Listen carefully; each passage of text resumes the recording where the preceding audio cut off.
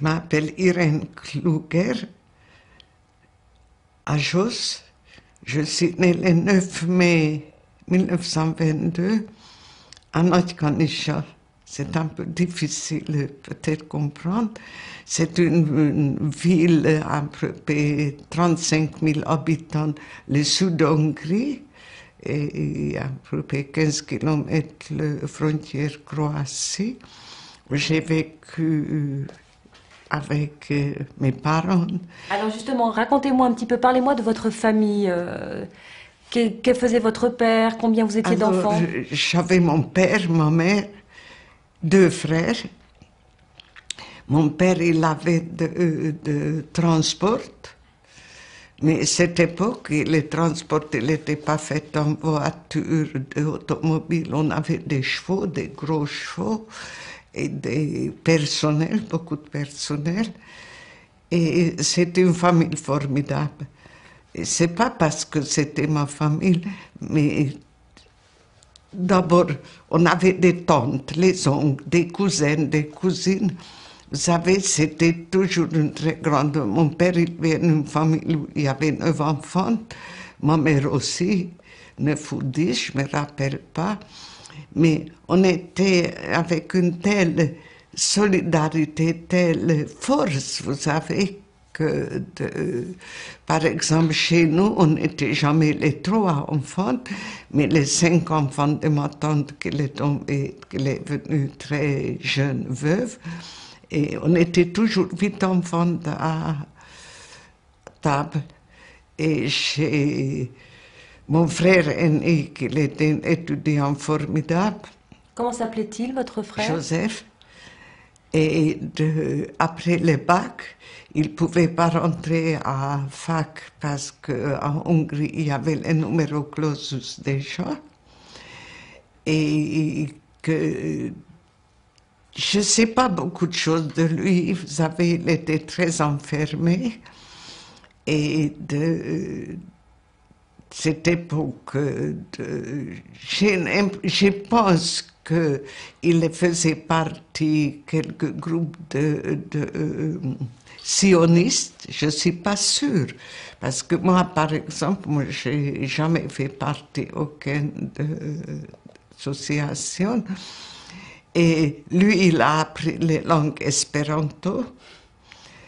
Et de 1942, il était enrôlé dans les armées hongroises. J'ai perdu à Ukraine quelque part. Et j'avais mon plus jeune frère, qui était 3 ans plus jeune que moi. Il était en pleine étude. Comment s'appelait-il, votre plus jeune frère? Tibor. Tibor. Tibor. Et je dis que j'étais entrée avec mes cousines, cousins, et c'était d'une famille heureuse, formidable. On avait une très grande maison, une très belle maison, et elle n'a jamais manqué rien du tout. On n'était pas religieux, il faut que je dise, je n'ai pas honte de raconter. On n'a pas mangé de porc chez nous, mais ma mère, qui était élevée dans une famille très religieuse, le grand-père maternel, Samuel, qui est venu de... comment il s'appelle? C'est pas Pologne, vous savez comment il s'appelle, en dessous Pologne. De Tchécoslovaquie, de Slovaquie? Non, c'est pas Slovaquie, ça me revient. De Ruthénie? Non, c'est Galicie? les côtés Pologne et Tchécoslovaquie. C'est la Ruthénie de Galicie alors? Galicie, voilà, exactement. Et certainement qu'il est venu après un pogrom, et c'était un très bel homme, les yeux bleus. Peut-être c'est là que j'ai hérité, parce que toute la famille, je suis les seuls les yeux bleus. Et puis très, comment ça s'appelle, pratiquant. Et un chapeau melon et des canne avec les poignées l'argent. Donc ma mère elle était élevée. Et je crois pour les amours à mon père, il a abandonné, mais on a toujours cuisiné avec les graisses de oie. Vendredi, je me rappelle, ma mère elle a toujours allumé les bougies. Et puis nous avons fait des prières au-dessus de nos têtes. Et comme enfant, on a pris ça amusement. Donc une famille formidable, vous savez. Et puis... Vous étiez une enfant comment? D'abord, vous alliez à l'école avec les... D'abord, j'étais jusque 10 ans à l'école juive. Et dans ma ville natale, il y avait, mais on n'a pas appris les hébreux, pas du tout. On a appris l'allemand. Et chez moi, dans les familles, ils ont parlé tous allemand, vous savez. Chez vous, dans votre famille, on parlait l'allemand? Oui, j'avais des tantes qui sont entre eux parlé. Ça qui m'a fait que j'ai appris très vite les Allemands parce que je voulais savoir qu'est-ce qu'ils parlent entre eux. C'était aussi une chose de sauver ma vie en déportation parce que pour comprendre les Allemands, c'était une survie en déportation. Et après de 4 années de l'école juive, j'ai rentré dans un collège, qu'on appelle maintenant collège. Et puis mon père, il a voulu que j'ai fait le bac. Vous savez, comme les familles, tous, ils en ont fait. Je ne sais pas pourquoi il fallut faire, mais on était très, très étudiés. D'ailleurs, après la guerre, j'avais un cousin qui est devenu diplomate, qui est parti à Israël, qui est devenu un très grand diplomate. Donc, tous étudiés. Et moi, dans ma tête, je voulais apprendre les coutures. Et peut-être c'était un peu, pour les familles, comment on dit, pas assez... Aidez-moi à dire. Pas assez prestigieux? Prestigieux. Et finalement, mon père, il a dit, bon, si tu veux, tu pars à Budapest. Et c'est ça que j'avais à peu près 17 ans, que j'avais droit à monter à Budapest, mais j'ai habité chez une tante.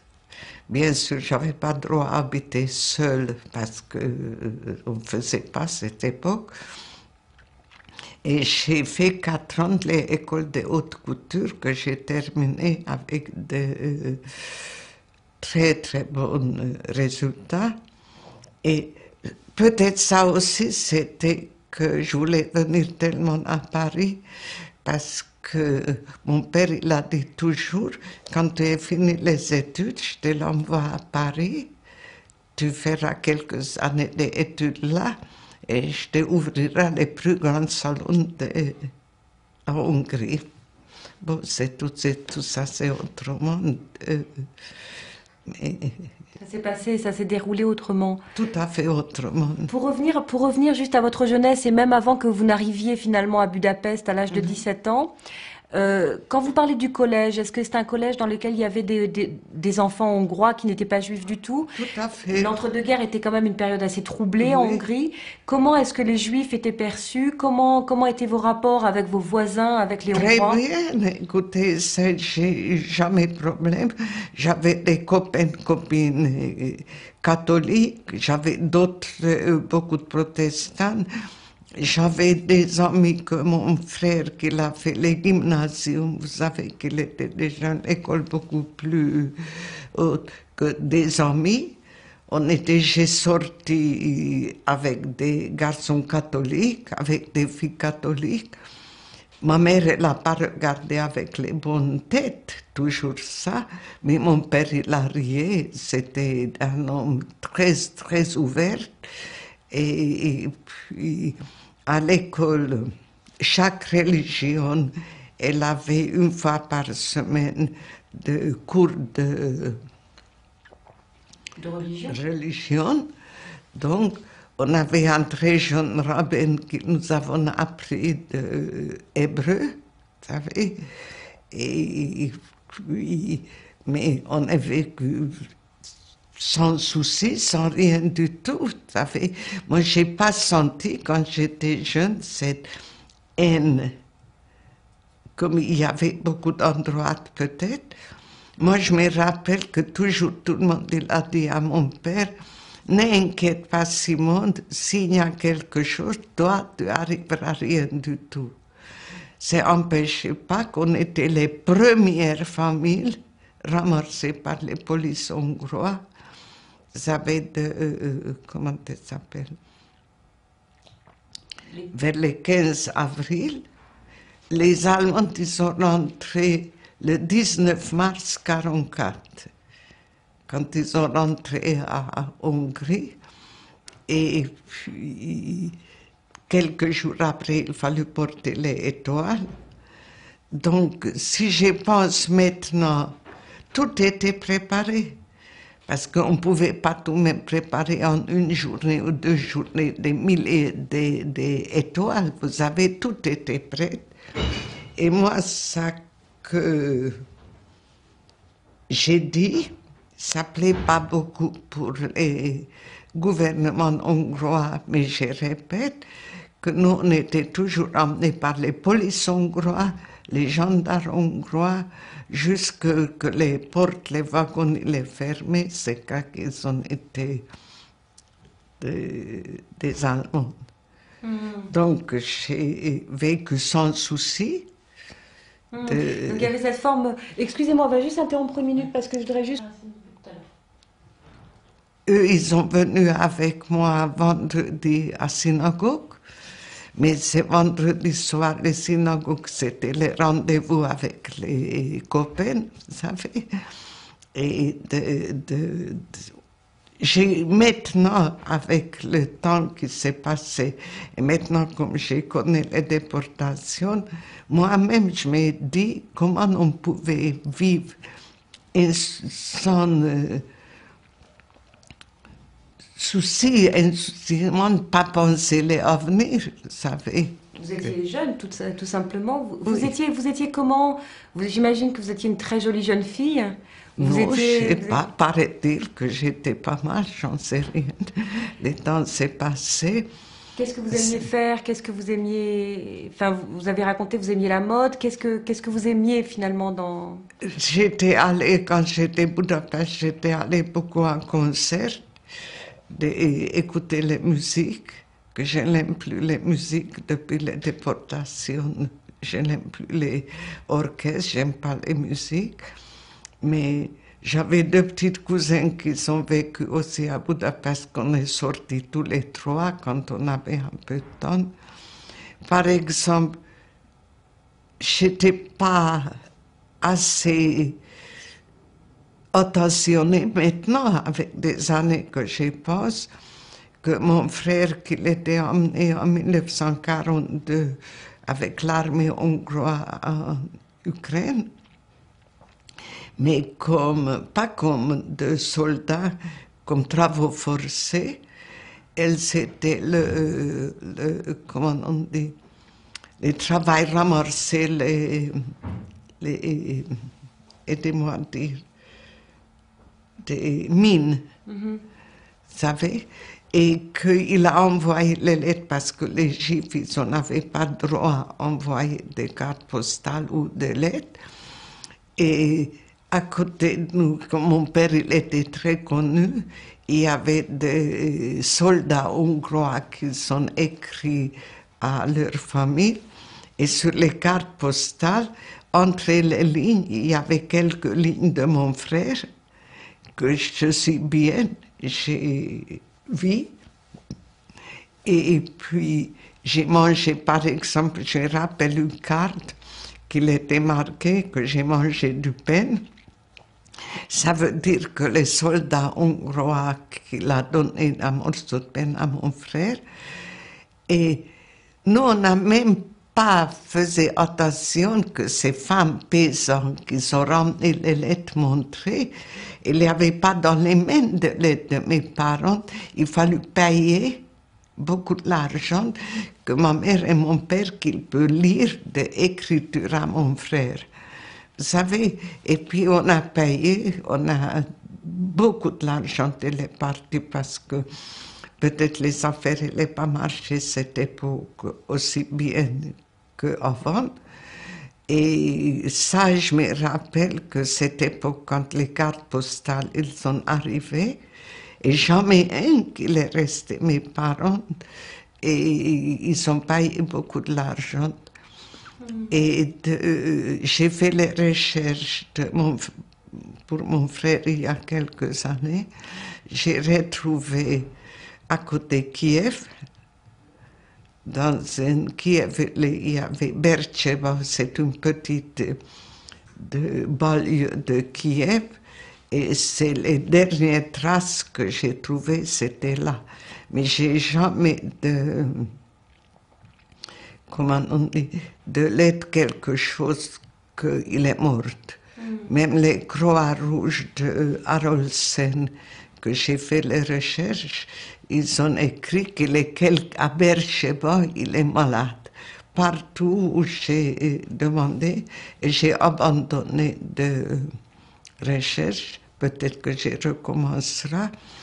J'ai écrit à mairie de Kiev, mais en français, et puis ils ont dit qu'il fallait écrire en anglais, pas français. Peut-être un jour, si j'ai vu, je recommencerai. Et puis, je pense maintenant, vous savez, que combien il devait souffrir ma mère, et mon père, qu'il était plus solide. Comme j'ai des enfants, s'il y a quelque chose, je ne les pensais pas moi, mais les enfants. Mais cette époque, j'étais insouciante. Vous étiez loin surtout, vous étiez à Budapest. J'étais à Budapest, mais... Vous êtes arrivé à Budapest en quelle année? Donc en 1939 en fait? Un peu près, en 1939. En 1939? Oui. Et donc là, pendant 4 ans, vous avez étudié? J'étais jusque 44, vers 15 avril 44, les Allemands, ils ont été déjà rentrés. Quand j'ai rentré à ma ville natale. Et à Budapest, quelle était l'atmosphère? Comment c'était avant que les Allemands ne rentrent? Vous pouvez nous rappeler peut-être? Formidable, formidable. Écoutez, d'abord j'ai étudié à l'école, j'ai mes diplômes, et puis on a fait des stages vous savez, les hautes coutures, elles étaient la même chose que maintenant. Les différences que maintenant on peut rentrer à l'école haute couture qu'avec le bac. Et cette époque, j'avais très bonnes notes et puis les mêmes défauts, comme ils ont dit. Et moi, j'avais les vies de tissu. Soit quand j'ai vu un tissu, j'ai caressé. Et j'avais beaucoup d'amis. On a sorti beaucoup de samedi, dimanche. Et beaucoup d'amis juifs, peut-être à Budapest, j'avais beaucoup plus de juifs. On était partis et puis on était allés danser, on était insouciants. Et malgré que en 1942, il fallut, comment on dit, ils ont fait se recenser un peu. Oui, recenser les gens. Donc mon père, il m'a envoyé les papiers. J'étais fière comme tout. J'ai amené les papiers, j'étais hongroise. Et maintenant aussi, je sais que en 1933 et 1938, beaucoup d'Allemands et d'Autrichiens qui sont venus en Hongrie, vous savez, et ils ont disparu. D'ailleurs, même maintenant, on ne sait pas où ils ont été massacrés ou tués, ces gens, mais qu'ils n'avaient pas de papiers, ils sont partis. Et moi, avec mes papiers hongrois, j'étais fière comme tout. J'ai une honte un peu maintenant que comment je pouvais penser insouciante. J'étais en balle, là j'étais en balle. Et une tante qui m'a envoyé les photos, parce qu'autrement, notre maison, elle était pillée. Vous avez une photo ou un livre ou un petit mouchoir j'ai eu pas s'il y avait quelque chose. Et puis, c'était sûrement en 1943. Il n'y a pas de date sur les photos. Je suis en robe longue, avec une petite veste de fourrure que mon père qui l'a offert. C'était une très grande soirée à Hongrie. J'avais ma cousine, son mari, mon cousin avec sa femme, et derrière nous, les photos Horthy. Alors, vous savez, quand j'ai reproché, regarde cette photo, j'ai dit, mais je devais n'être pas tout à fait bien. Comment je pouvais aller devant les photos quand je sais maintenant qu'en France, en 1942, déjà déporté les gens, en 1943, il y avait des grandes déportations, Auschwitz, elle existait, et est-ce qu'on était courante ou est-ce qu'on n'était pas courante, est-ce qu'on ne voulait pas être courante? Vous savez, j'ai posé les questions. Et je sais que je n'ai pas beaucoup de temps devant moi, mais j'espère que j'aurai les réponses. Est-ce que les autorités hongroises, est-ce qu'elles savaient? Est-ce que le consistoire, des dirigeants des consistoires, est-ce qu'ils savaient? Pourquoi ils n'ont pas dit pour nous? Pourquoi ils n'ont pas raconté ou pas dit? Je ne sais pas. Donc c'est une atmosphère finalement d'insouciance que vous décrivez. Tout à fait. Jusqu'en 1944. Oui. Qu'est-ce qui s'est passé alors au printemps 1944? En 19 mars 1944, les Allemands ils sont rentrés et il est devant moi, j'ai habité à Váciutca et à côté de Váciutca, il y a les places Vörösmarty, qui est très connue. Et vous savez que maintenant j'ai attendu encore des bottes comme ils sont arrivés. Et c'était une catastrophe pour tout le monde. 2 jours après, il fallut porter des étoiles. Et les gens s'étaient arrêtés à la gare. Et moi, je voulais retourner dans ma ville natale parce que ma mère, elle a tellement voulu. Et avec les 2 cousines, il y en a un qui était à l'école du gymnasium juif, qui était en dernière année terminale, et mon autre cousin, qui était un très grand peintre, dessinateur. On a essayé d'aller à la gare et ils ont ramassé que les polices hongrois, ils ont vu de juifs avec les étoiles, ils s'étaient arrêtés et nous on est sauvés. Et après, mon père, il avait des relations énormes, quelqu'un il est venu me chercher.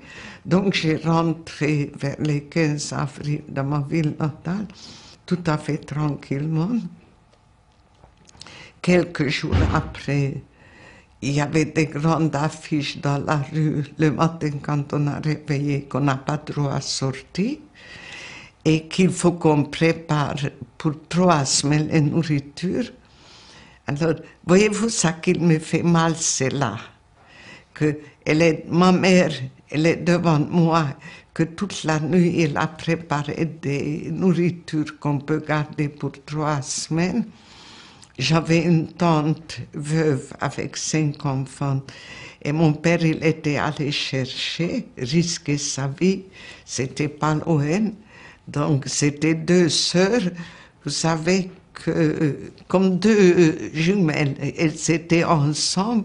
Dans la journée, s'ils n'ont pas couru un chez l'autre 20 fois par jour, pas une fois. Alors, ma tante, elle avait son dernier fils, un petit garçon de 15 ans, pas petit.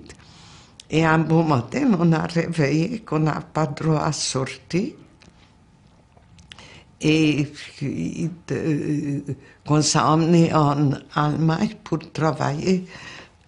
Et il faut les nourrir toutes 3 semaines. Et les voisines qui ont jeté des jambon entière, des salamis. D'ailleurs, j'ai connu ici quelqu'un qui était déporté de France et il a travaillé les Sonderkommando à côté de la gare quand on arrivait à Birkenau. Il raconte toujours que ces transports qu'il a arrivés en Hongrie, ils sont arrivés avec des jambons, des salamis, des voisines, ils ont jeté pour nous énormément de nourriture. Et puis, on a emmené notre baluchon, notre sac, parce qu'il n'y avait pas de valise lancée à cette époque, mais tout ça, on a mis dans les sacs. Et puis, on était quelques jours à la synagogue de ma ville natale. Vous étiez dans quel état d'esprit? Vous pensiez quoi? Justement, c'est quand je voulais dire que j'étais toujours en bon état, comment je vous dis, toujours sans souci. Et ma mère qui a commencé à pleurer, c'est une chose, je ne sais pas si c'est nécessaire à raconter ou non, mais pour moi c'est très important. Elle a pleuré parce qu'elle n'avait pas d'oreiller. Son seul souci, vous savez, comme les synagogues, il y a des banques. Ainsi, on était entrés. Elle n'a pas emmené avec elle assez d'oreillers.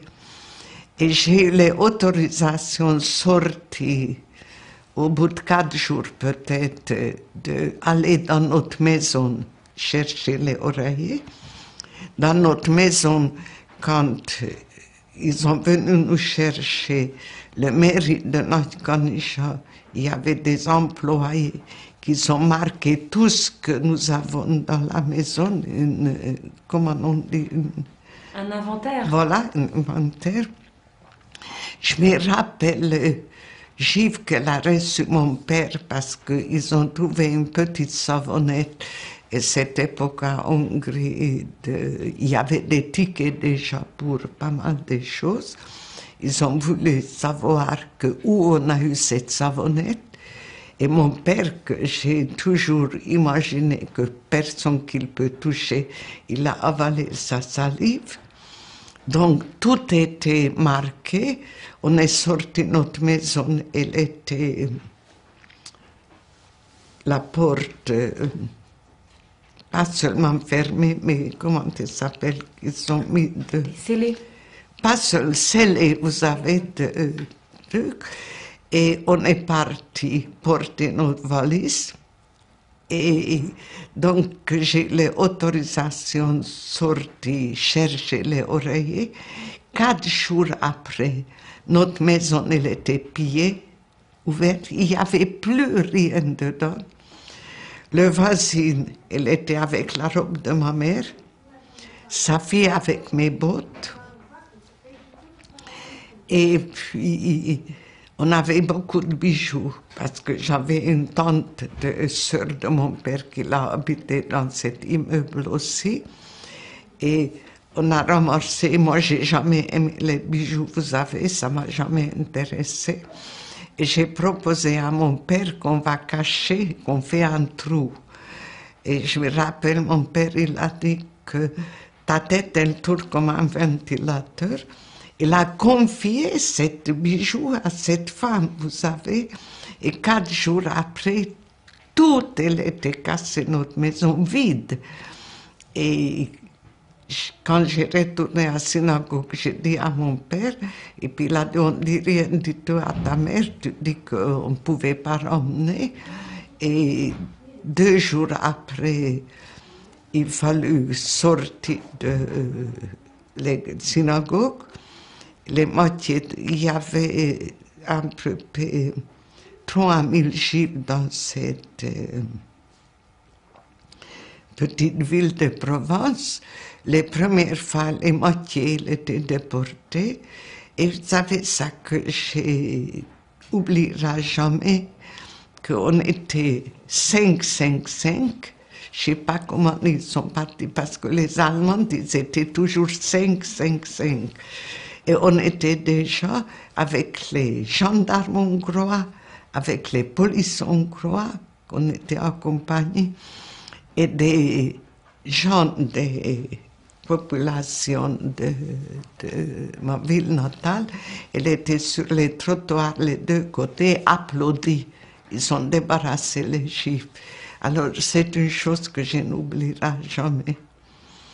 Et on arrivait dans les gares marchandises et on a attendu qu'il nous aient encore toujours les polices hongrois, les gendarmes hongrois, jusqu'à quand les wagons étaient fermés.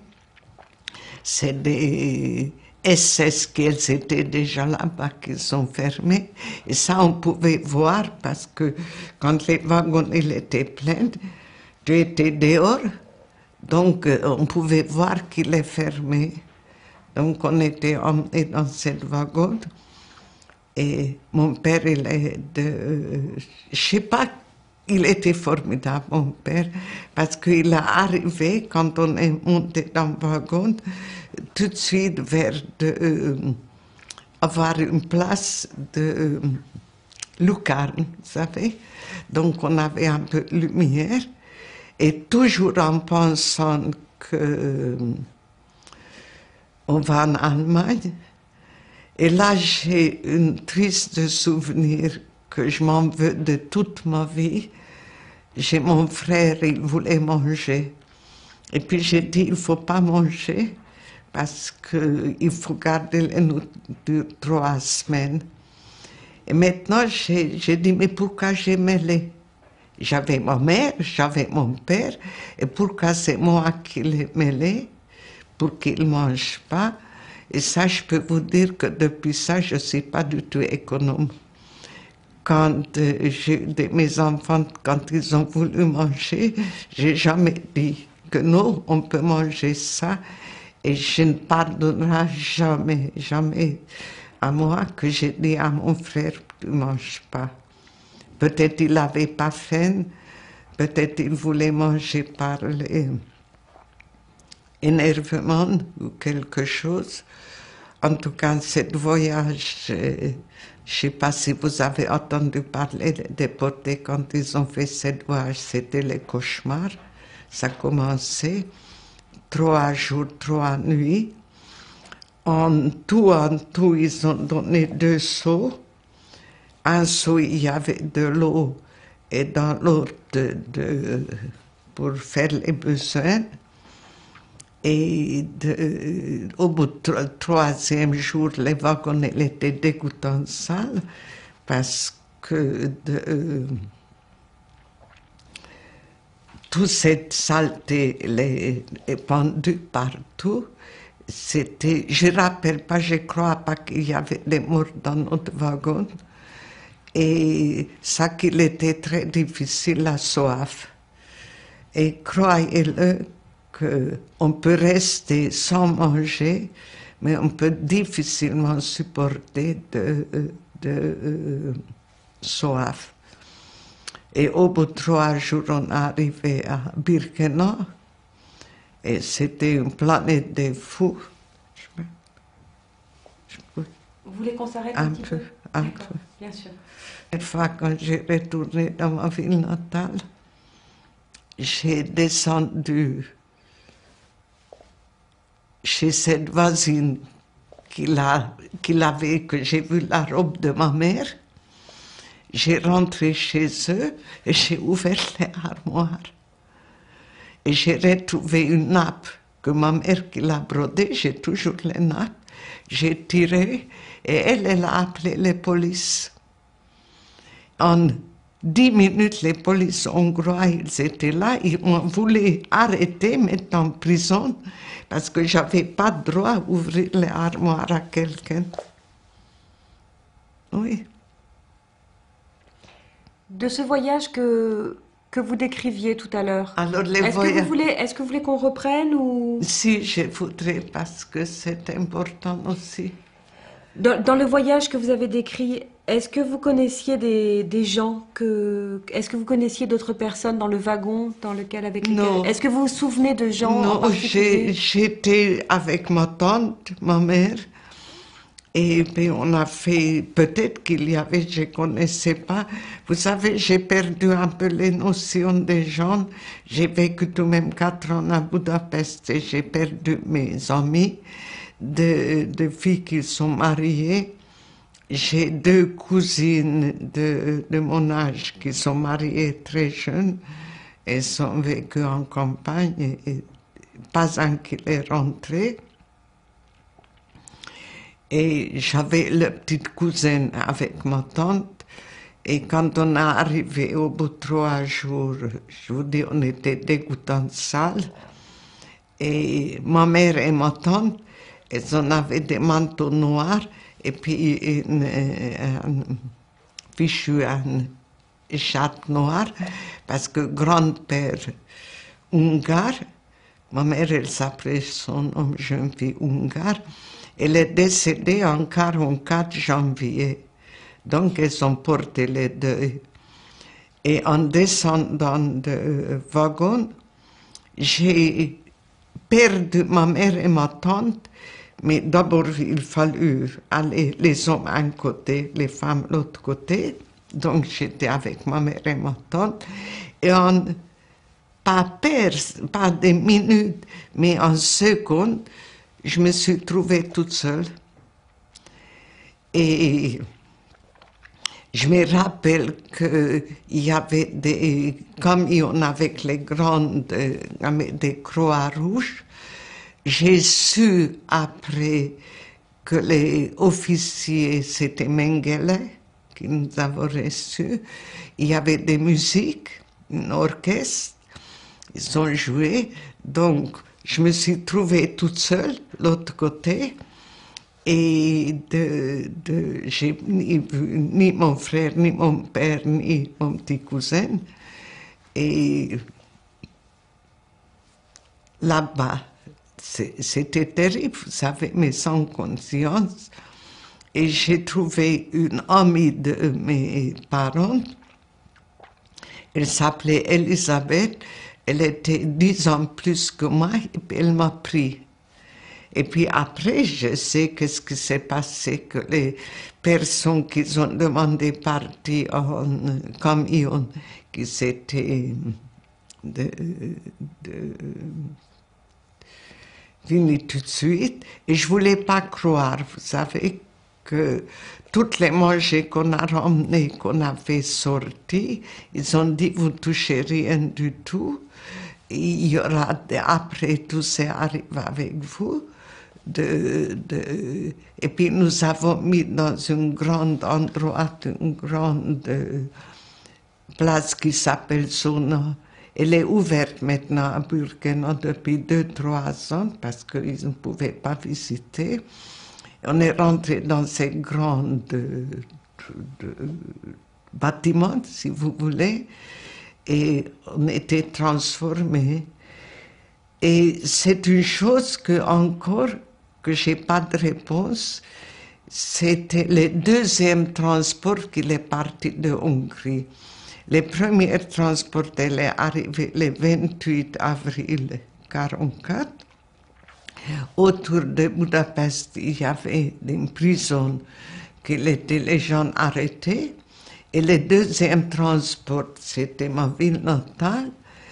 Je sais maintenant qu'elle était nommée territoire militaire, mais il y a une autre notion de zone militaire, parce qu'ils en avaient peur de partisans yougoslaves, on était à côté, donc il fallut de 28 avril, nous avons mis en train et on est arrivé de 2 mai 1944, j'ai arrivé à Birkenau.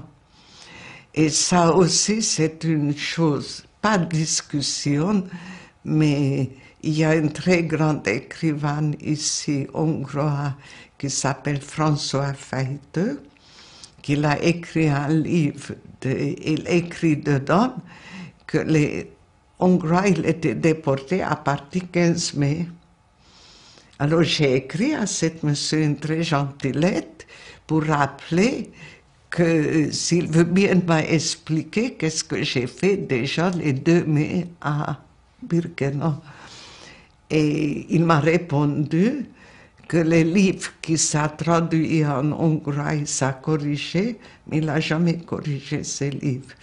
Donc, en principe, pour les statistiques, il est marqué que les Hongries étaient commencé à déporter le 15 mai 1944. Alors, c'est une chose que j'ai jamais réponse non plus. Dans cette fameuse endroit où on était fait les transformations. La zone, donc. La zona. C'était le jour ou c'était la nuit?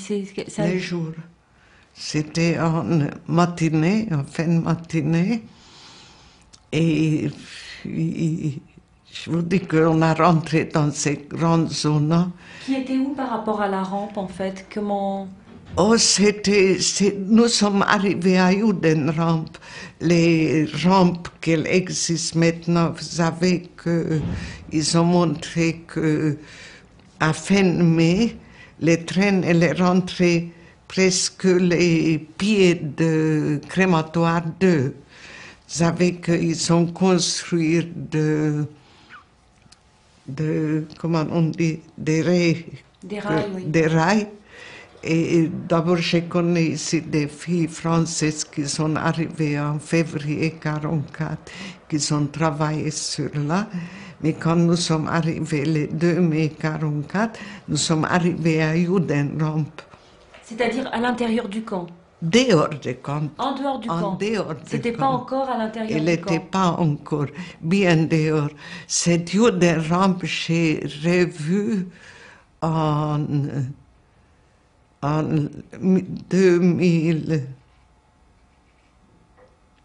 2003, je crois, non, 2004, que j'ai retourné à Auschwitz, que les premières fois que j'ai retrouvé, et on était emmenés dans cette fameuse zone qui s'appelait zone, qui est ouverte maintenant, qu'on peut visiter, et là-bas, on avait les transformations et on n'était pas tendus. Vous savez, parce que chaque transport de l'arrivée, les femmes, les hommes, elles étaient tendus complètement. Et nous, on a coupé les cheveux très, très courts.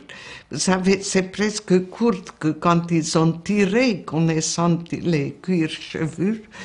Et puis, c'est ça que je cherche maintenant les réponses. Pourquoi on n'était pas tendu. Et Raoul Hilbert, qui a écrit le livre de Juifs de l'Est, elle donne un peu d'explication. Après lui, il pose que les Allemands et les Hongries ils ont fait des arrangements entre eux, qu'ils envoient des ouvriers.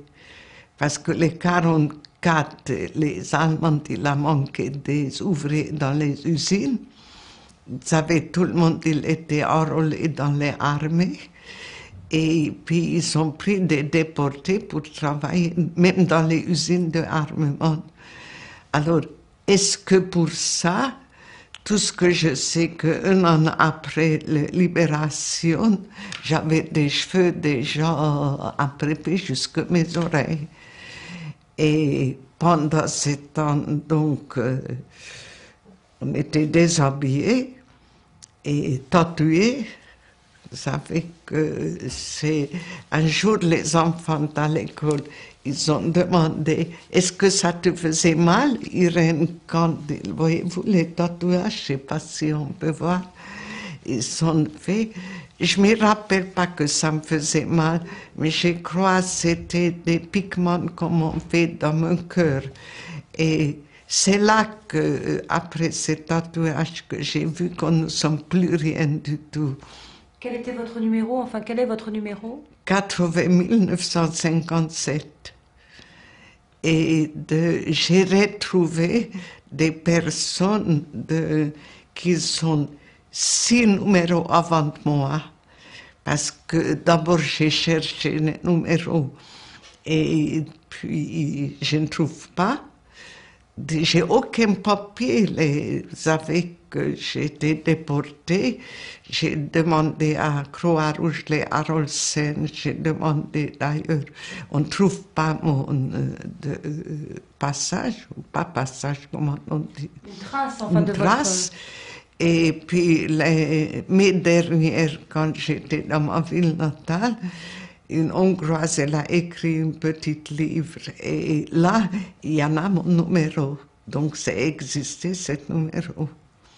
Et entre le temps où vous êtes arrivé et où il y a eu cette sélection, où vous n'avez donc pas vu disparaître votre mère, votre tante, votre père et votre frère? Ma mère et ma tante, elle est partie, écoutez, on était encore dehors en une seconde, vous savez. Et je voudrais tellement rappeler comment mon père, il était allé de l'autre côté. J'ai des nouvelles de mon père après, donc je savais qu'il est en vie. Maintenant, je sais que mon père, à 59 ans, il est rentré en Cannes. Vous savez que c'est quelque chose d'inimaginable. Donc, quand j'ai dit toujours que quand on a arrivé les sélections, ils ne sont pas regardés jeunes, pas jeunes. Surtout Mengele, qu'il était vraiment un mélomane. Vous savez, pour lui, les musiques, c'était très important. Je vois devant moi avec son baguette qu'il a fait gauche-droite. Et puis, comment que mon père il pouvait rentrer? Je cherche les réponses. Tout ce que je sais que peut-être à mois de juillet, au mois d'août, je ne me rappelle pas, j'ai été très vite enrôlée, travailler dans une usine d'armement, les usines de Union, que je pense que ça a sauvé ma vie parce que je n'étais pas travaillée dehors dans ces grandes chaleurs ou dans les grands froids. Et je me rappelle qu'un jour, quand on allait à l'usine, on a travaillé la nuit, un groupe de déportés, un petit groupe des hommes qui sont venus, et quelqu'un de ma ville natale, il m'a crié « Ton père et ton frère sont en vie ». Et jamais que j'ai osé parler, parce que j'ai pensé que c'est une imagination de moi. Vous savez que j'adorais mon père, j'aimais beaucoup ma mère, mais mon père, c'était pour moi plus intelligente, les plus dévouables, les plus beaux, vous savez. J'étais sa chouchou aussi, on peut dire. Et puis, cette chose, je n'ai jamais osé dire qu'en 2002, j'étais à Hongrie officiellement et j'ai rencontré quelqu'un, un garçon dans ma ville natale, qui a vu mon père mourir. Donc, je sais maintenant, il était dans un commando, Strafkommando, ça veut dire un commando de punition. On m'a dit un jour, on m'a raconté pourquoi, qu'est-ce qu'elle a fait. Alors, est-ce qu'elle a aidé son fils? Est-ce qu'il a volé quelque chose? Est-ce qu'il a répondu quelque chose? Donc, à 59 ans, rentrer dans cette commando de punition, c'était terrible. Et en 44, 20 août, Auschwitz était bombardé par les Américains. Et paraît-il, cette commando, il n'avait pas droit à rentrer de la baraque. Et mon père, il était blessé. Il était emmené à Revir, l'hôpital. Et le commandant, il a dit, ça qu'il sorte, il sera dans le retour à commando, et ça qu'il ne sort pas, il sera transféré ailleurs. Donc j'ai des Harolsen m'a envoyé, comment on a dit tout à l'heure, de recherche, après les recherches, que mon père, il est rentré. J'ai le numéro de mon père, vous savez qu'il est numéroté, et que les 25 août, il était transféré ailleurs. Donc il était gazé le 25 août. Et paraît-il, mon frère et mon petit cousin, ils étaient très touchés. Et eux, ils étaient abattus le 17 janvier quand on a fait les marches mortes. Vous savez, j'ai fait beaucoup de recherches en ce moment et je ne sais pas tout. Paraît-il, c'est triste. On m'a promis qu'on me dise un jour toute la vérité. Mais c'était très difficile. Et travailler dans cette usine, c'était difficile aussi. Mais l'usine, c'était en juillet, c'est ça? Entre le moment où vous êtes allé dans ce qu'on appelait la zone, c'est-à-dire, j'imagine, qui a été suivie par la quarantaine. Non, oui, dans cette zone, on avait les transformations parce qu'ils ont enlevé tous nos vêtements. Et puis, ils ont donné des vêtements. Par exemple, j'avais un vêtement de Made in Belgique, parce que le vêtement dégazé, ils sont distribués pour les vivants. C'était des vêtements civils que vous aviez? Civils. J'avais jamais de vêtements rayures. Et puis, il y en a une petite, elle avait une robe longue. J'avais une robe de soirée, quelque chose comme ça. Ils n'ont pas regardé qu'est-ce qu'ils ont donné. Et puis, on était dans les blocs à Birkenau, en quarantaine, que vous venez de dire. Mais les quarantaines, elles n'étaient pas 40 jours à personne, je crois. Et là, vous n'étiez que des Hongroises de votre convoi? Des Hongrois et des Yougoslaves. Beaucoup de Yougoslaves, vous savez, parce que comme il y a une partie de Yougoslavie, elle était redonnée en 1938, je ne sais pas si vous êtes au courant, en 1938, Hitler il a redonné une partie de Yougoslavie, une partie des Carpates, une partie de Transylvanie et une partie de côté Autriche qu'il était pris en 14-18. Donc c'était des Yougoslaves et c'est comme ça que je savais que, parce que d'abord j'ai rien compris pourquoi il y a 30 filles là-bas. Et après ces transformations, moi je l'appelle ça transformation, les blocs qu'elle testait, qu'elle est venue nous chercher, qu'on est en quarantaine. C'était une quoi? Elle était quoi comme nationalité? Un Slovaque, Fanny, elle était formidable. Alors vous savez, j'ai beaucoup d'amis qui disent que les blocs qu'elle testait, elle était très méchante. Cette fille, elle était formidable. Je pense que grâce à elle, que cette transport, elle était pas choisie de travailler dehors dans les chaleurs. Et puis, parce que les Slovaques, c'était celles qui étaient arrivées parmi les premières. Les premières. Et donc, elle vous disait pas, bah, vous les Hongroises, vous venez d'arriver, vous savez pas ce qui... Non, cette fille, elle n'a jamais dit.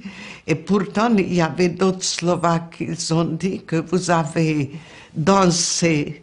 Et nous, on était déjà ici. Alors, ça aussi, c'est une culpabilité quand je regarde les photos que j'ai avec de 43 avec Horthy derrière. Est-ce que c'est pas pas une bêtise, mais est-ce que j'étais bêta à tel point que j'ai pas pensé, mais je vous dis, je répète insouciante. Et cette fille, elle était tellement gentille avec nous, vous savez. Elle était allée plusieurs fois à Kommandantur pour dire que c'est un transport extraordinaire. Et vous savez que pendant qu'on a fait les quarantaines, on a chanté. Il y avait deux filles des Yougoslaves que deux jumelles, elles ont chanté formidablement. Alors là-bas, dans notre misère, on était capable de chanter. Et de première fois, ils sont venus chercher des filles qu'elles étaient plus jeunes et surtout qu'ils ont parlé très bien allemand. Et j'étais avec cette Elisabeth. Et puis elle m'a dit toujours, tais-toi, tu dis rien du tout. Et ces jeunes filles, elles ont disparu. Elles ont parlé beaucoup de choses, qu'ils étaient allés dans un bordel à Front, vous savez, et c'est pas vrai. Ils étaient 80 kilomètres de Birkenau à Glewitz, où ils ont travaillé dans une grande usine également. On s'est rencontré cette fille après la marche La Mort à Ravensbrück. Et puis... Et vous aviez compris où vous étiez? Comment est-ce que vous avez compris où était passée votre mère? Comment est-ce que vous avez... Moi, je voulais pas comprendre. Vous savez, je voulais pas comprendre parce que quand on a demandé les filles où sont nos parents, ils ont dit qu'ils sont partis avec les Himmelkommando. Et je voulais pas croire, vous savez, j'ai dit ce n'est pas possible, peut-être il y a quelque part ma mère. Et à peu près 15 jours après, il fallu sortir de baraque pour faire les besoins quand les Allemands ils ont donné les autorisations. Et je me rappelle que un jour, ils ont dit qu'on peut sortir, faire les pipis, enfin les besoins. Et moi, j'étais tellement désespérée que j'ai dit que je ne bouge pas, je reste ici. Et c'était pas obligatoire pour sortir pour tout le monde. Et Elisabeth, elle a dit, bah, je reste avec toi. Et la belle-sœur et la petite-nièce Elisabeth, elles sont sorties. Et pendant cette sortie, il y avait des femmes qui sont venues de l'usine, on ne savait pas. Il fallait descendre les Koya et ils sont passés devant nous. Et puis ils ont demandé Schwester, sœur, et Elisabeth, elle a répondu, j'ai même pas réalisé, elle a répondu Jawohl. Et là qu'on était de choisi travailler dans les usines de armement. Donc vous voyez, la vie, elle était toujours sur une petite file quelque part. Là, je voulais pas sortir de faire les besoins parce que j'étais fatiguée.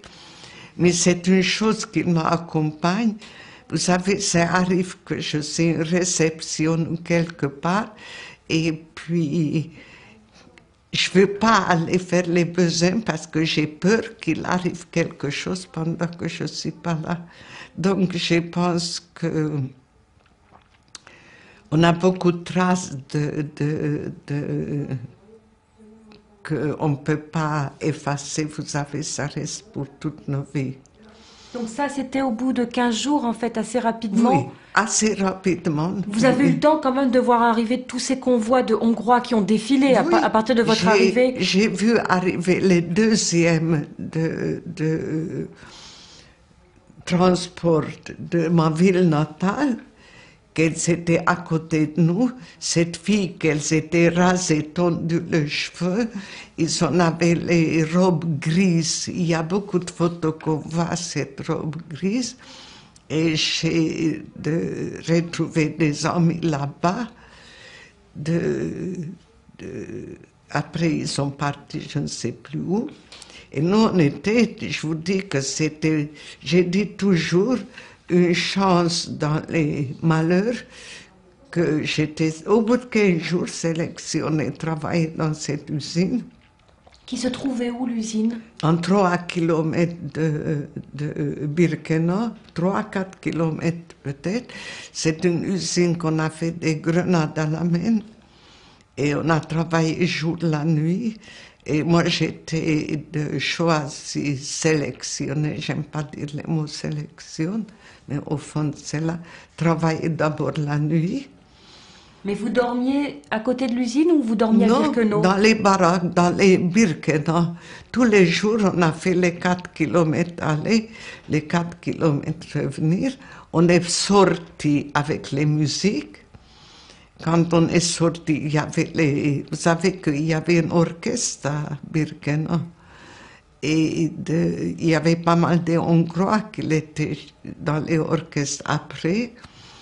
Et tout ce que je sais maintenant, qu'en 6 semaines, il y avait 600 000 juifs hongrois qui étaient déportés et 450 000 de gazés. Et je ne voulais pas croire, vous savez, je dis c'est pas possible. Et chaque jour, quand on était allé à l'usine, on a passé devant les blocs cigagnes. Vous savez, il y avait des cigagnes qui ont vécu presque 2 ans à Birkenau, des familles entières. Et chaque jour, on est passé devant les blocs. Et je me rappelle que j'ai regardé les petits-enfants, j'ai regardé les familles, vous savez, tout. Et j'ai toujours voulu pas croire que ma mère, elle est partie, vous savez qu'il y avait de gazage. Et le 2 août, le 3 août, toute la nuit, il y avait 3000, je ne sais plus combien de cigagnes dans les camps de cigagnes. En une nuit, ils étaient gazés. Et cette nuit, je n'oublierai pas parce que les 4 crématoires, ils crachaient pas des fumées, c'était des feux qui sont sortis. Et le matin, quand on a retourné, les camps étaient vides. Et quelques heures après, avant-dernier transport de France, elles étaient là. Donc, si les cigagnes, ils n'étaient pas brûlés, ils auraient été brûlés des transports français parce qu'il fallait les places. Et j'ai travaillé dans cette usine jusqu'à fin septembre, la nuit. Et là, je voulais changer parce que le fin septembre, ils nous avons mis en Auschwitz. Et bien sûr, Birkenau, Auschwitz, c'est 2 différences parce que Auschwitz, on avait des très grandes pièces, on avait des koyas individuelles. D'accord, c'est-à-dire que là, vous dormiez, là, à partir de septembre, Oui. vous n'étiez plus à Birkenau, vous n'étiez plus dans des blocs à Birkenau. On était à Auschwitz.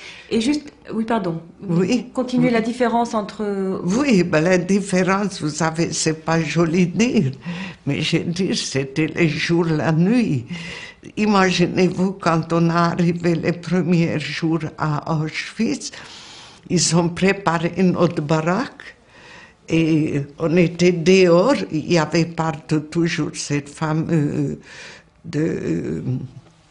ligne électrique. Et il y avait 2 baraques. Les baraques, je ne sais pas si vous connaissez, si vous avez été déjà à Auschwitz, c'était baraques de briques, ce n'est pas les petites baraques comme à Birkenau. Malgré que à Birkenau, je n'étais pas dans les baraques bois non plus, mais des baraques en bloc en pierre, vous savez, avec les koyas qui s'appelaient. Que les premières fois quand j'ai revu cette baraque, j'ai dit c'est jamais la vie que j'étais montée dans les niches de chiennes. Les chiennes, ils en avaient des niches un peu mieux que nous. On ne pouvait même pas assis au milieu parce qu'elle n'était pas assez haute.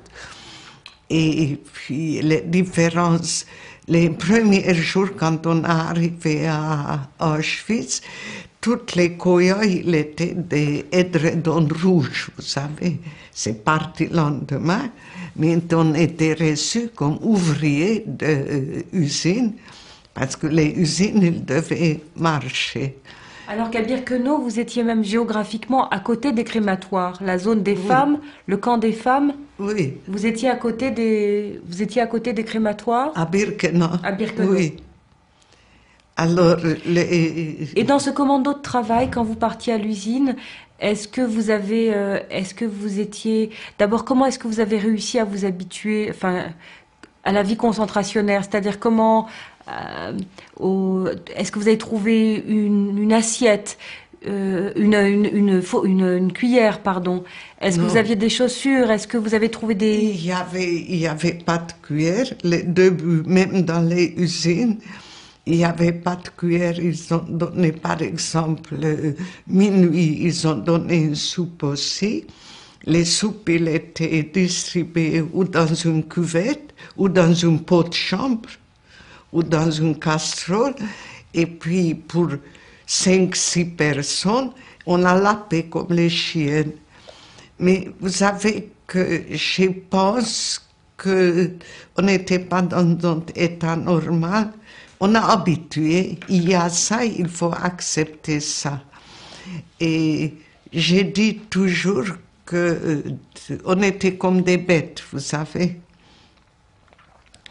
J'ai beaucoup d'amis ici qui disent que je voulais survivre pour raconter. Alors moi, peut-être que j'étais tellement de bêta, j'ai jamais pensé survie, j'ai pas pensé. J'ai vécu comme un petit bête qu'elle a vécu, j'ai pas pensé que est-ce qu'il y a une libération. Les usines où j'ai travaillé, c'était très dur parce que j'étais choisie devant une machine très lourde et c'était très difficile. Là aussi, on était toujours entouré. Ça qui était le plus difficile quand on est parti avec les chiennes, des SS, vous savez, des capots, tout, et les usines. Par exemple, que nous, on pouvait parler avec les hommes parce qu'on a travaillé avec les hommes, vous savez. Les machines où j'ai travaillé, il y avait un garçon qui l'occupait, 2 filles elles étaient devant, changeaient toujours de matériel. Et les hommes, ils venaient d'Auschwitz, ils venaient de Birkenau, ils venaient... Auschwitz, non, les hommes, ils ont habité Auschwitz, et les femmes jusqu'au fin septembre, jusqu'au Rosh Hashanah, parce que il y avait, quand on est arrivé à Auschwitz, il y avait Yom Kippour, et les commandants de camp, c'était pas eux quand on est parti, c'était Hössler. Après Hössler est revenu, et il a dit que je sais que c'est votre grande fête, mais je vous conseille manger, parce que c'est votre vie, votre survie. Mais il y avait des filles qui ne sont pas mangées. Des Hongroises, des... Ils ont fait des Yom Kippour, ils ne sont pas mangés. C'était qui? C'était des Hongroises? C'était des Polonaises? Des Hongrois, non, des Hongrois, surtout des Carpates. Il y avait beaucoup de filles. Qui étaient très différentes de vous, qui oui. étaient très... Ces Hongroises. Vous savez que j'ai vu des filles qui sont mortes enfin parce qu'ils n'ont pas touché les choses qu'ils ont données parce qu'elles n'étaient pas cachées. C'était terrible. Mais de côté Carpathie, c'était très pieux, très religieux. Et il y a des filles qui sont mortes comme ça parce que c'était pas caché. Et les autres nationalités, les françaises, les hollandaises, On a travaillé avec, j'ai travaillé beaucoup de Français dans l'usine. On était un peu à part. Les Français étaient avec les Français, les Hongrois avec les Hongrois. Et puis, après, j'ai entendu qu'on peut demander de travailler la jour. Donc, j'ai demandé, parce que je voulais voir comment ça fait. Le travail de jour, il était beaucoup plus difficile, beaucoup plus surveillé. Parce qu'il y avait tout de même 12 000 personnes travaillant dans cette usine. Et 600 la nuit, c'est moitié de atelier, il était fermé. Mais je voulais voir qu'est-ce qui se passe les journées. Et surtout, j'ai entendu parler qu'il y aura des sabotages parce qu'on a essayé de faire. Vous savez, ça qu'il était le plus difficile pour accepter quand vous êtes rentré dans cette usine que vous fabriquez maintenant quelque chose que vous tuez vous et vos biens, les siens, vous savez. Et ça faisait mal. Ça, vous en aviez conscience? Oui. C'était quelque chose dont Oui. vous aviez conscience à Donc, l'époque? j'ai toujours essayé de faire quelque chose ou mal travaillé. Et ça, je ne veux pas raconter maintenant que j'étais un héros. Je n'étais pas du tout des héros. Mais c'était très, très difficile. On était très surveillés. Et j'ai entendu qu'on essaye de faire quelque chose pour sortir les poudres. J'ai fait connaissance les 4 filles polonaises qui s'étaient pendues après. Je ne sais pas si vous avez entendu parler. Oui, racontez-moi, qui ont aidé à la révolte du Sonderkommando. La révolte des Sonderkommando. Vous savez, il est devant moi parce que les 4 filles, elles travaillaient dans une pièce comme ça, entourée les verres. Ils étaient enfermés. Et le midi, leur manger, il était emmené dans une seau. Et ils ont fermé les grenades vides. Et à petit, à partir du mois de juillet, elles ont commencé à sortir de poudre tout doucement. C'est Rosa Robota, c'était une fille slovaque ou polonaise, je ne me rappelle pas. Et elle avait contact avec des Sonderkommando, des crématoires 4. Et c'est avec l'aide de cette poudre qu'on a fait sortir que le 7 octobre, de crématoire 4 est sauté. Mais ça, vous étiez plus à Birkenau. Vous en avez entendu parler malgré tout de la révolte des Sonderkommando? Mais bien sûr, on était au courant. C'est parce que j'ai fait des connaissances, les 4 filles polonaises qu'elles étaient. Je connaissais très bien. Et de mois de décembre, une caisse qui est tombée sur mon pied. Donc on m'a emmené à Revire. On a arraché les ongles parce que certainement on était dans un état humain tellement déficient qu'on est comment on dit, que n'importe quoi qu'il arrive, c'est une infection qui est venue très vite. Et c'est une médecin hongroise qui l'a arraché les ongles. Et dans les Revires, j'étais à côté d'une fille qui s'appelait Hanka, qui était la petite sœur à Esther, qui travaillait dans les... On a mis les grenades. Donc, les Sonderkommando, des crématoires, elles ont sauté. Et bien sûr qu'ils ont fait les recherches parce que les SS, ils étaient tout de même beaucoup plus que le 650 jeunes, qu'elles étaient tous tués. Et puis ils ont cherché où il est venu cette munition.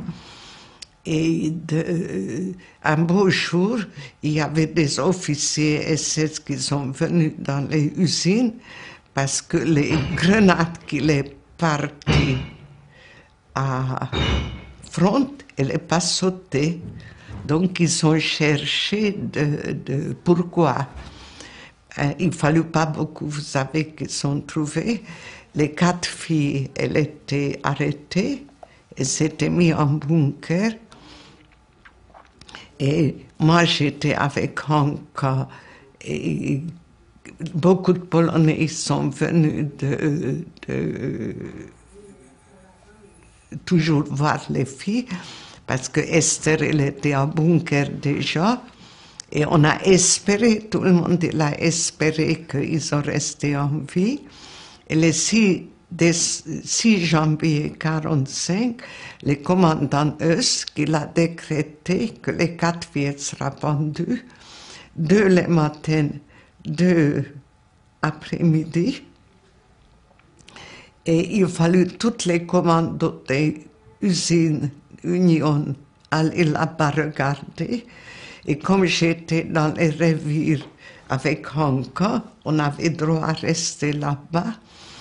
Et Oberaufseherin, elle est venue après demander à Hanka, qu'est-ce que tu veux qu'on t'a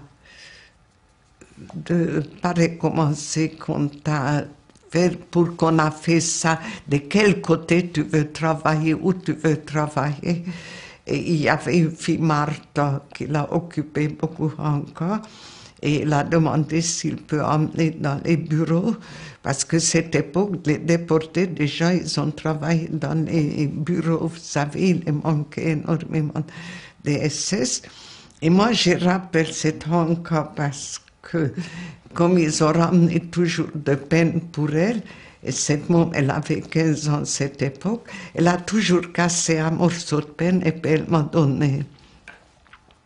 Et j'ai toujours dit que peut-être cette peine qu'il m'a sauvée, que j'ai resté en vie. Et en 1994, on a mis une plaque, je ne sais pas si vous avez été de Auschwitz, à bloc devant les blocs 27, avec les 4 noms. Et imaginez-vous que j'ai retrouvé Hanka. Elle vit en Canada. Elle a changé son nom, elle s'appelle Anna. Et j'ai correspondu avec elle parce que je voulais aller. C'est la première fois que j'ai retourné en 1994 à Auschwitz. Les amicales de Auschwitz, personne qui est venu. Pas une fille qui a travaillé les usines. Maintenant, mais tout le monde il connaissait Esther et Hanka. On m'a dit, tu peux aller toute seule, à tes frais, à ton nom. J'ai conseillé à personne aller les premières fois toute seule à Auschwitz. C'était très, très difficile. Et au bout ça fait combien d'années? De 45 ans, 55 ans, on s'est reconnus, vous savez, avec Hanka. Et depuis 1994, on écrit tous les mois. Pas beaucoup. Quand on n'a pas beaucoup de choses racontées, on envoie juste une carte postale. J'ai fait les connaissances de toutes les familles. Elle a fait les connaissances à ma fille qu'elle était allée à New York et les filles de Hanka, elle vit là-bas. Et imaginez-vous qu'elle n'a pas oublié non plus cette temps quand on était ensemble à Revir. C'est fantastique. Oui. Et c'était après le Marche la Mort. Vous savez que c'était très très dur parce que qui fait comme il peut, et comme j'avais des pieds abîmés, je ne pouvais pas chausser, j'ai entouré avec beaucoup de chiffon, et peut-être cette chiffon qu'il m'a aidé, que je pouvais marcher avec, il faisait moins 25, plutôt moins 30 degrés. Certainement, vous avez entendu, maintenant on raconte. J'ai demandé comment on pouvait survivre, vous savez. Et en route, j'ai perdu Elisabeth, et puis j'ai resté seule. Est-ce que Elisabeth était restée avec vous À Auschwitz? Elisabeth, elle est restée, travaillait toujours à nuit, et quand elle est arrivée, qu'ils ont fait l'évacuation de Auschwitz, paraît-il, à Revir, ils sont venus dire que tout le monde y retourne dans sa bloc. Parce que vous étiez encore au Revir, en fait, encore à Revir. Donc, j'ai retourné à bloc, et les travail de nuit, ils sont partis 7 heures le soir à l'usine. Ils sont revenus vers 10 heures le soir, et puis il y avait des chaos. Et je voudrais un jour aussi trouver que pourquoi les Allemands nous avons mis en route. Est-ce qu'ils ont voulu sauver leur peau? parce que les Russes, elles étaient tout de même une vingtaine de kilomètres. Alors comment ça fait qu'on pouvait nous emmener comme des bêtes, vous savez, sauvages? Pourquoi les Russes, ils sont pas venus plus tôt? Est-ce qu'ils ont voulu sauver leur peau? Parce qu'ils savaient que les Russes, ils vont pas tirer, comme ils savaient qu'il y avait beaucoup de déportés. Et les plupart, on ne pouvait pas asseoir parce que si on est arrêté à asseoir, on était tout de suite tué par les revolvers. La neige, elle était plutôt rouge que blonde. Et au bout de 3 jours, 4 jours, je ne rappelle pas exactement, ils nous avons mis à l'Oslo, c'est une ville de Pologne. J'ai retrouvé, j'ai des photos, tout ça maintenant, dans les... Comprendre comment vous étiez dans la vie quotidienne. Par exemple, est-ce que à Auschwitz, vous aviez des contacts avec les hommes? Oui, alors justement, que dans les usines, on a travaillé avec des hommes. Et en ce moment, comme j'y vais beaucoup témoigner à l'école, surtout en Val d'Oise, j'y vais avec quelqu'un qu'elle était déportée résistante, une Française, vous savez. Et elle dit qu'elle a travaillé dans une usine de munitions aussi à Leipzig, mais ils n'avaient pas droit à contact des hommes. Mais nous, on était en contact avec un homme qui était devant moi à travailler. Et puis on savait... C'était des juifs ou c'était des politiques? Non, des juifs, beaucoup de juifs. Hongrois? Tout, pas seulement hongrois. Il y avait des hongrois. En 1944, il y avait beaucoup d'hongrois. Il y avait des polonais, il y avait des français, vous savez, beaucoup de grecs. Qu'elle était. La nuit, par exemple, quand on a travaillé la nuit, il y avait une demi-heure de repos. Et après cette soupe qu'ils ont donnée, vous savez, qu'on avait un peu de temps, il y avait des Grecs qui ont chanté. Je pense qu'on était insouciante, vous savez, ou est-ce qu'on était transformés, est-ce qu'on était on avait des... Ils ont dit toujours qu'ils ont mis dans les nourritures comment elles s'appellent, pour calmer, je ne rappelle pas les noms, vous avez de choses, mais on avait contact. Imaginez-vous que à Birkenau, Auschwitz, les pouilles les poussaient comme des mouches ici, et nous on a travaillé la nuit, qu'ils ont travaillé dans l'usine, tous les matins on avait une douche. Alors quand j'ai raconté ça, d'abord on n'a pas osé raconter, parce qu'on a dit que qu'est-ce qu'ils vont dire des autres. C'était pas beaucoup d'eau.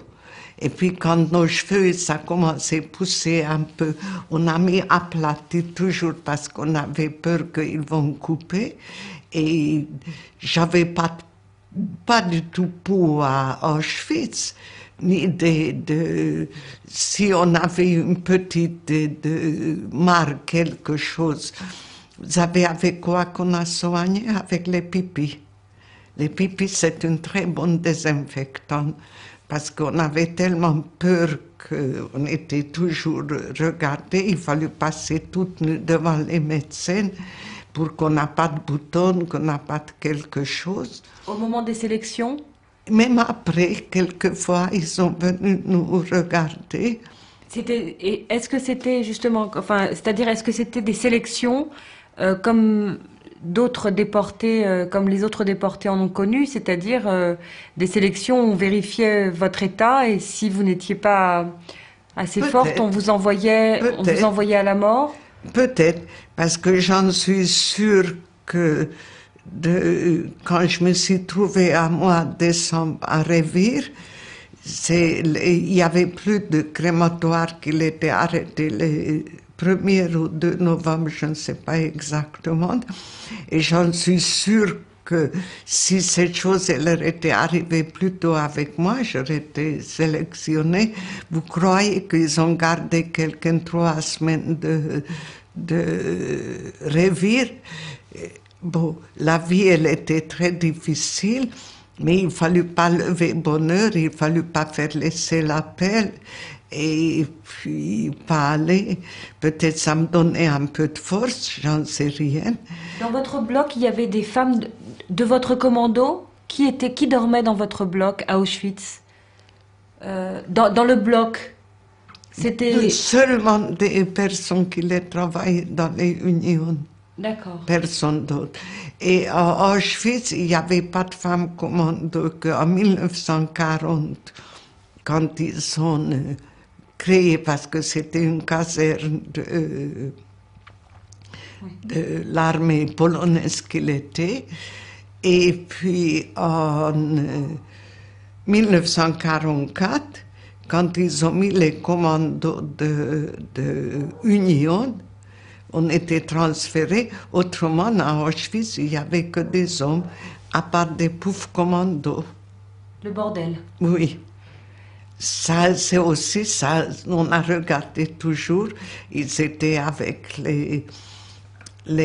comment ils s'appellent, des gilets angora blancs avec des cheveux maquillés. Et j'ai retrouvé, en voyage à Auschwitz après, notre bloc, les 2 blocs, elle était encore découpée avec les fils électriques, et il y avait les 2 blocs de Union et les blocs des pauvres commandos. Donc on était séparés tout de même avec des commandos des hommes. Et vos journées, c'était donc, à partir du moment où vous avez travaillé 2 jours, il y avait d'abord l'appel? Ou c'était tous les matins l'appel? Tous les matins, les appels. On pouvait laver aussi parce qu'il y avait des lavabos, donc les points de vue hygiéniques étaient plus qu'à Birkenau. Et puis, il y avait les appels. On est parti 7 heures le matin à l'usine, jusqu'à 7 heures le soir. Et toujours l'appel, vous savez, pour compter. Est-ce qu'ils ne savaient pas bien compter? Mais, par exemple, quand il y avait les appels, les seuls appels qu'ils ont dit, ça durait quelquefois 3 à 4 heures, quelquefois 5 heures. Ils sont venus compter, ils ont recompté, encore recompté. Moi, je me rappelle, les SS molles, c'était un sauvage, vous savez. Et quand on part maintenant, toujours on dit, il est arrivé à la fin avec un immense vélo, sourd toujours. Et on était là-bas que si quelqu'un ne pouvait pas tenir, l'autre qui l'a aidé. Vous savez, il y avait une très grande solidarité aussi, je pense, entre 2 pays. Je ne dis pas entre Français, Hongrois, mais on était entre les Hongrois, entre les Français. Et je pense que ça aussi, elle a aidé beaucoup de survie. Parce que, regardez, c'est môme de Hanka qu'il a cassé des morceaux de pain qu'il m'a donné. Les usines aussi, on a essayé de aider un de l'autre. Je pense que la solidarité, elle était très importante pour les survies. Et votre capot, c'était toujours Fanny ou c'était quelqu'un d'autre? Non, Fanny, elle nous laissait. Elle est venue lager, elle testait après. Paraît-il, elle est survécue, elle vit, maintenant je ne sais pas si elle vit, elle est partie en Israël. Mais vous savez, leur vie, elle était très difficile parce que pourquoi elle était bloquée, elle testait, mais ce n'est pas elle qui l'a choisi. Elle était désignée pour faire quelque chose. Et ça, que, après la libération, personne qui l'a compris, parce qu'il était arrêté, par exemple, pourquoi tu étais bloqué, elle testait. Elle n'était pas allée avec les bras montrer que je veux faire ça, elle était choisie. Moi, je n'étais pas voulu travailler dans cette usine, j'étais choisie. Et est-ce que vous avez qui avez-vous eu comme autre capot comme Après, j'avais Maria Obercapo. La journée, c'était, comment on dit, c'est un pot de vache, c'était horrible. C'était une Slovaque aussi? Non, c'était une Allemande. Vous savez que quand ils ont créé des camps, les prisons en Allemagne étaient ouvertes. Et c'est les droits communs qui ont tué quelqu'un, qu'elle s'était là-bas pour 10 ans, 15 ans ou pour toujours. Et ces femmes ou les hommes, ils étaient envoyés en Auschwitz et eux, ils ont venu nos geôliers que surveiller. Alors, toute leur vie enfermée, vous savez, sortie, et c'était quelquefois pire que les... Et cette Maria, c'en était un exemple? Maria, elle était une horreur. Ben, je me rappelle que la jour quand j'étais désignée travailler, c'était encore une très grande machine. Et puis de midi, tout est arrêté. On est sorti pour chercher les fameux soupas. Et cette machine, elle ne devait pas arrêter. J'ai travaillé avec un Allemand. J'ai oublié son nom, je regrette beaucoup. Peut-être il est en vie ou pas vie. Il m'a aidé beaucoup, il a connaissé sa machine. Et mon travail, il était pour mettre les cubes. Vous savez qu'il est passé sur une chaîne très chaud, très roulé. Et moi, je n'avais pas droit à sortir. Alors, elle est venue, elle m'a donné une gifle, mais pendant 3 semaines, j'étais sourde, vous savez. Alors, j'ai expliqué que je n'ai pas droit à laisser les machines parce qu'elles tournent, malgré qu'il y a une demi-heure de choses. Vous savez qu'est-ce qu'elle a fait, cette peau de vache? Elle m'a ramené des soupes après. Elle a toujours ajouté un peu plus, et avec cette plus, on a arrangé avec les Allemands, juifs allemands qui travaillaient, qu'on a mis des soupes dans les boîtes de conserve. On avait quelques garçons qui sont travaillés dans les bureaux où ils sont dessinateurs quelque chose, et qui sont venus toujours après-midi décrocher leur soupe. Et c'est une chose que je vous raconte, c'est vrai, vous savez, c'est pas que je veux mettre maintenant à moi que j'étais quelque chose. On a aidé énormément et on avait assez de manger. Là, quand j'ai travaillé à l'usine, surtout la journée, la nourriture, elle n'est pas manquée. Parce que les rations étaient supérieures? Supérieures. Et puis, plus il y avait un Vorarbeiter. Une ration pour les travailleurs. Oui, et c'était un Polonais, Joseph. Attendez, excusez-moi, on va arrêter. Et finalement, des soupes, des suppléments pour les travailleurs. On a arrivé à organiser parce que de Joseph, qu'il est de Vorarbeiter polonais, je ne sais pas où elle a obtenu des pommes de terre, des carottes et d'autres légumes. Il a ramené dans une marmite. Vous savez, il fallut cuire. Et nous, on a mis sur les chaînes qu'il était rouge parce que cette coupe qu'il fallait mettre là, on avait une petite broche comme ça qu'on a tiré toujours les casseroles, et quand elle était cuite, il est venu chercher.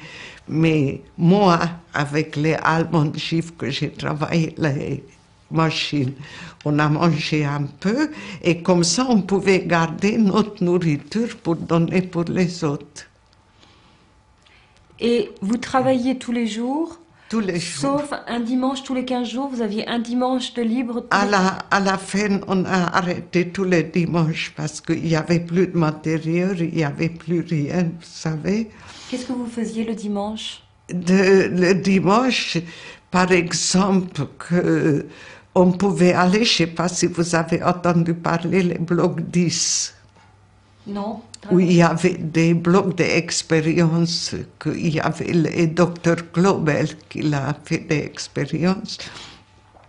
Il y avait du cinéma là-bas, donc on pouvait aller voir des choses. On était allé une fois, on avait peur. Là-bas, les filles, toutes les filles qu'ils étaient, il était beaucoup de Grecs, beaucoup d'Hollandais qui ont fait des expériences. Ils ont dormi de lit à part. Ils en avaient de lits comme les Vichy roses ou bleus, vous savez. Et puis, on a bavardé. Mais c'est pas parce qu'ils ont voulu nous donner de repos, pas du tout. Il n'y avait plus de matériel, il n'arrivait rien du tout. Et après, comme je vous avais dit, j'ai 3 semaines avant qu'il y avait la marche, la mode, j'étais à Revire. Est-ce que pendant tout ce temps, avant que vous n'entriez au Révire, est-ce que vous vous êtes dit que vous alliez survivre? Est-ce que vous vous êtes... Non. Moi, je ne rappelle pas, j'ai déjà dit tout à l'heure, que je n'arrive pas à me recontrôler et rappeler que je voulais survivre. Parce que j'ai beaucoup d'amis, comme Joe Weisbach par exemple, il dit toujours, et j'ai d'autres personnes qui disent qu'on voulait vivre pour raconter. Alors, est-ce que j'étais à tel point touchée que... Moi, je ne rappelle pas, j'ai vécu, j'ai vécu, vous savez. Vous étiez au jour le jour? Jour de jour. Moi, je ne rappelle pas qu'une fois que j'ai dit, si j'ai survécu ça, que je vais aller raconter. D'abord, pour moi, c'était très difficile. Le début, je ne pouvais pas. Je n'étais pas capable de dire un mot. Je n'ai pas raconté à mes enfants jamais. Mais maintenant, je ne peux pas. Maintenant, ils savent. Ma fille, qu'elle a dit que quand tu n'étais pas à la maison, on avait tellement les livres qu'on a lus. Et quand ils ont demandé pourquoi ce numéro, j'ai dit parce que j'étais très malade. Et ma fille, elle a dit, on savait depuis longtemps. Et imaginez-vous qu'il y a 15 jours, bientôt, j'ai rencontré quelqu'un, un monsieur que je connaissais, il avait 9 ans. Il n'est pas juif, on a habité à Vésiné. J'ai fait connaissance, très ami avec ses parents. On s'est retrouvés il y a 50 ans après, il n'y a pas longtemps. Elle est venue et puis il me l'a dit que, tu sais Irène, quand je t'ai vu les premières fois avec les numéros, je ne savais pas qu'est-ce que c'est, mais maintenant je sais. Il n'est pas juif, mais il a cherché tellement, il a beaucoup d'amis juifs. Et puis il a dit, maintenant je sais qu'est-ce que c'est, tu n'as jamais voulu dire. Je n'étais pas capable de raconter. Les premières fois quand j'ai accompagné comment ça s'appelle, des enfants d'Auschwitz, je n'étais pas capable de dire un mot. J'étais avec Yvette Lévy, elle a parlé, elle a beaucoup de facilité, vous savez, et je n'étais pas capable de dire un mot. Et puis, les deuxième fois, quand les CDGC m'a demandé, tu veux accompagner les élèves? J'ai dit non. Maintenant, je regrette, mais maintenant, ils ne demandent plus. Bon. Mais j'avais beaucoup de difficultés pour raconter. Vous me racontiez tout à l'heure, Madame Ajos, que vous avez donc fait la marche de la mort, vous avez été évacuée d'Auschwitz le 17 janvier. Au bout de 4 jours, vous avez été dans un transport ouvert, en plein hiver, qui s'est arrêté à Ravensbrück. À Ravensbrück. Et puis, on avait froid là-bas, on n'avait pas de manger. Vous savez, cette route, quand on a fait la marche La Mode, on a fait des boules de neige. On a sucé ça. Et là, on avait les glaces chocolat, on avait les glaces vanille. Pour nous-mêmes, que ça qu'on suce, c'était pas les neiges, mais que c'était la glace, vous savez. Et moi, j'ai toujours posé les questions, comment j'ai survécu, pourquoi j'ai survécu, où j'avais cette force. Maintenant, on sait que dans les wagons sans toiture, il y avait beaucoup plus survivantes que des wagons fermés. Il y avait beaucoup plus morts. Quand on est arrivé à Ravensbrück, c'était pas bien non plus parce qu'on était très mal reçus. Vous savez, ils n'en avaient plus déjà mangé. Donc ils sont arrivés pas de manger, il leur manquait déjà la nourriture. Alors, imaginez-vous que tous ces des centaines de personnes qui arrivent. Il y avait les Jugendlager, je ne sais pas si vous avez entendu parler. C'était un côté Jugendlager et l'autre côté Ravensbrück.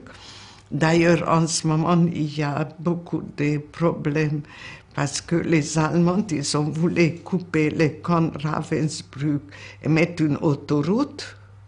Paraît-il, c'est arrangé.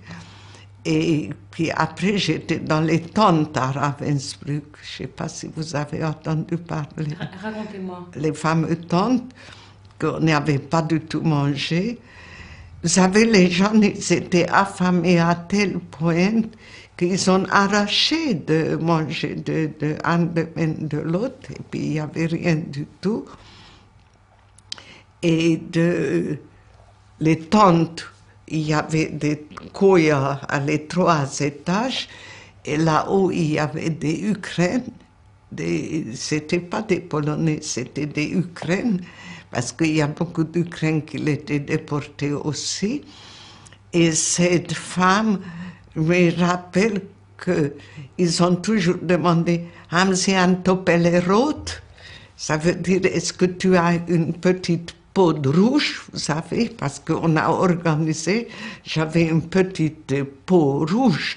Si je trouve quelque part quelque chose, eh bien, si tu n'as pas donné, ils ont fait pipi sur ta tête. Mais c'est quoi une peau rouge? Un petit, comment on dit, c'est pas un verre, un petit pot pour... Un petit pot avec une poignée. Un petit récipient, en fait. Un récipient. Pour pouvoir avoir... Qu'on a trouvé en route, et puis on a mis avec une ficelle sur notre taille, et si on trouve quelque part quelque chose qu'on ne peut plus l'appeler manger. Et cette Ukraine, ils ont demandé, parce qu'ils n'ont pas voulu descendre, les humiliations, il était une telle... Ils savaient que c'est les Juifs qui l'arrivent, ils n'ont pas aimé les Juifs, vous savez. Parce que ces Ukrainiennes étaient anciennement à Ravensbrück, en fait. Vous avez été mélangés, en fait, avec les déportés. Après, mélangés avec les déportés politiques. Et donc avec des politiques. Oui. Et elles vous regardaient comment? Parce que... Mal. Oui. Mal, vous savez, parce qu'ils en avaient peur qu'on prenne la nourriture, et puis il n'y avait pas de nourriture. Vous savez où on a nourrissé? Il y avait les cuisines, et à côté des cuisines, les poubelles. On a ramassé de les poubelles de manger ça qu'on pouvait trouver quelque chose. Et c'était horrible. Vraiment, c'est terrible. Et au bout de quelques dizaines de jours, peut-être, je n'ai pas resté longtemps à Ravensbrück. Ils ont cherché des personnes de travailler. On est arrivé à la gare de Ravensbrück. Il fallut porter des tissus pour mettre dans un magasin. Et après, on est monté dans les trains de 3e classe. C'était pas des wagons. On est arrivé à Neustadt-Glewe. C'était de fin février à peu près. Qui était une ville plus à l'ouest, en fait, hein, que Ravensbrück. C'était de 80 km de Hambourg, où il y avait des usines il y avait l'aviation, il y avait des usines qui ont travaillé, beaucoup de Polonais qui sont partis comme travail obligatoire, vous savez. Et il n'y avait pas de chambre de gaz, de crémation, il y avait toujours, parce que les crémations chez les Allemands, elles étaient beaucoup plus avant-guerre, elles étaient très, je ne peux pas dire à la mode, c'est pas joli, je ne sais pas comment il faudrait dire. Très commune, enfin, plus... Oui, comme maintenant en France, ils font beaucoup de crémations. Et il y a des filles, paraît-il, qui ont travaillé dans cette usine. Et moi, j'étais désignée faire de tranchées. Et cette ville, on était libérés le 2 mai 1945, mais pendant 3 jours, on était complètement abandonnés. Là-bas, on était dans les petits blocs, vous savez, des casernes, on a dormi par terre. Et puis, il n'y avait pas du tout, très peu de manger. Là, j'avais des poux, pleines poux, vous savez. Vous ne pouvez pas imaginer comment ils multiplient les poux. Dans la nuit, vous savez, un pou, il vient 1000 poux. On a enlevé de ourlets, on a enlevé tout ça, on était plein. Et puis, un beau jour, les 2 mai, de bloc, les lager, elle testait. C'était une Allemande. Elle était méchante, mais méchante, vous ne pouvez pas imaginer. Et tout le monde il était enfermé dans les blocs. Et tout d'un coup, on a vu que les Allemands ils sont partis. On n'avait plus d'SS, on n'avait plus de lagerel testé. C'était un droite commun qui l'a tué, j'en sais rien qui. Et puis elle était là-bas. Et qu'est-ce qu'on a fait? On a essayé tout prix pour ouvrir la porte de cette baraque et sorti. Et vers 5 heures après-midi, on a arrivé, vous avez sorti, parce qu'on avait peur qu'il nous arrive quelque chose. Et comme on n'avait personne, qu'est-ce qu'on a fait? On était allé vers la cuisine. Écoutez, si vous me croyez, non, une cuisine qui y avait des viandes. Il y avait des pièces aussi grandes comme ici, c'est plus grande, et partout des morceaux de viande pendus, vous savez. Il y avait plein de paquets de Croix-Rouge.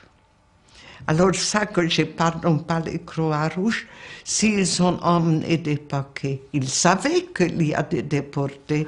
Je suppose que les paquets n'étaient pas désignés pour les Allemandes. Alors pourquoi les Croix-Rouges ne l'ont pas distribué?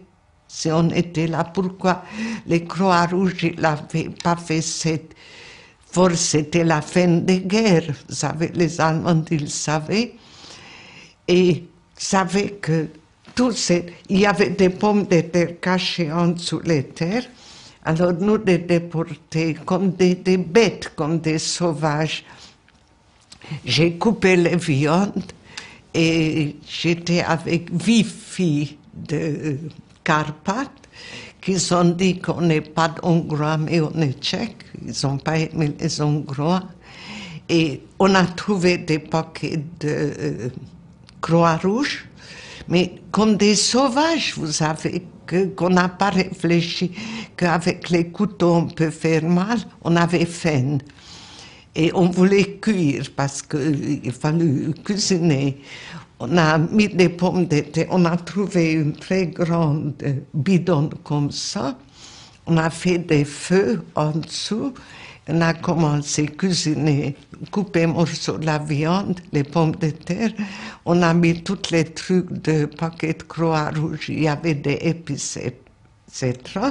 On était tout autour de cette fameuse bidon qu'on a attendu qu'elle s'accueille. On avait faim. Tout le monde, quand il était dehors, savait.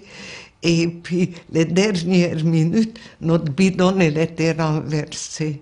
Eh bien, on a léché comme des chiens de par terre. On avait faim. Et on a attendu qu'il vienne quelqu'un à nous libérer. Et quand j'ai vu que personne qu'il vienne, moi j'étais toujours tout même. Je pense que j'ai très vite toujours repris comment, c'est pas les forces, mais j'avais quelque chose pour les survies. Et j'ai dit pour les filles, on va aller à la ville, on reste pas dans les camps, qu'elle était dégoûtante sale. C'était 2 kilomètres, la Neustadt-Glewe. On est rentré, on a trouvé une maison. Et la maison, il y avait déjà des filles qui habitaient le premier étage. C'était des Hongrois, 3 Hongrois. Et puis ils ont dit, à rez-de-chaussée, il n'y a personne. Alors j'ai dit, on revient, on ne reste plus dans les camps, dans les baraques. Et j'ai trouvé un pain dans les fours, vous savez, que j'ai pris. De toute façon, on n'a jamais volé rien du tout, on a toujours organisé. Et j'étais allée chercher les autres filles. Et on était allés dans cette fameuse maison. On a vécu presque 2 mois là-bas. Et comme les filles ont parlé très bien russe, après on a compris que c'était les jonctions de Elbe. Et puis nous, on avait des Russes. Et les filles ont parlé, ils ont expliqué qu'on était déportés. Vous n'aviez pas peur des Russes? Non. Vous n'aviez pas peur des Russes, non? Moi, j'avais peur, mais pas eux, ils ont parlé. Donc, on était allés avec eux en ferme tout autour. Et les Russes, ils sont venus avec les revolvers.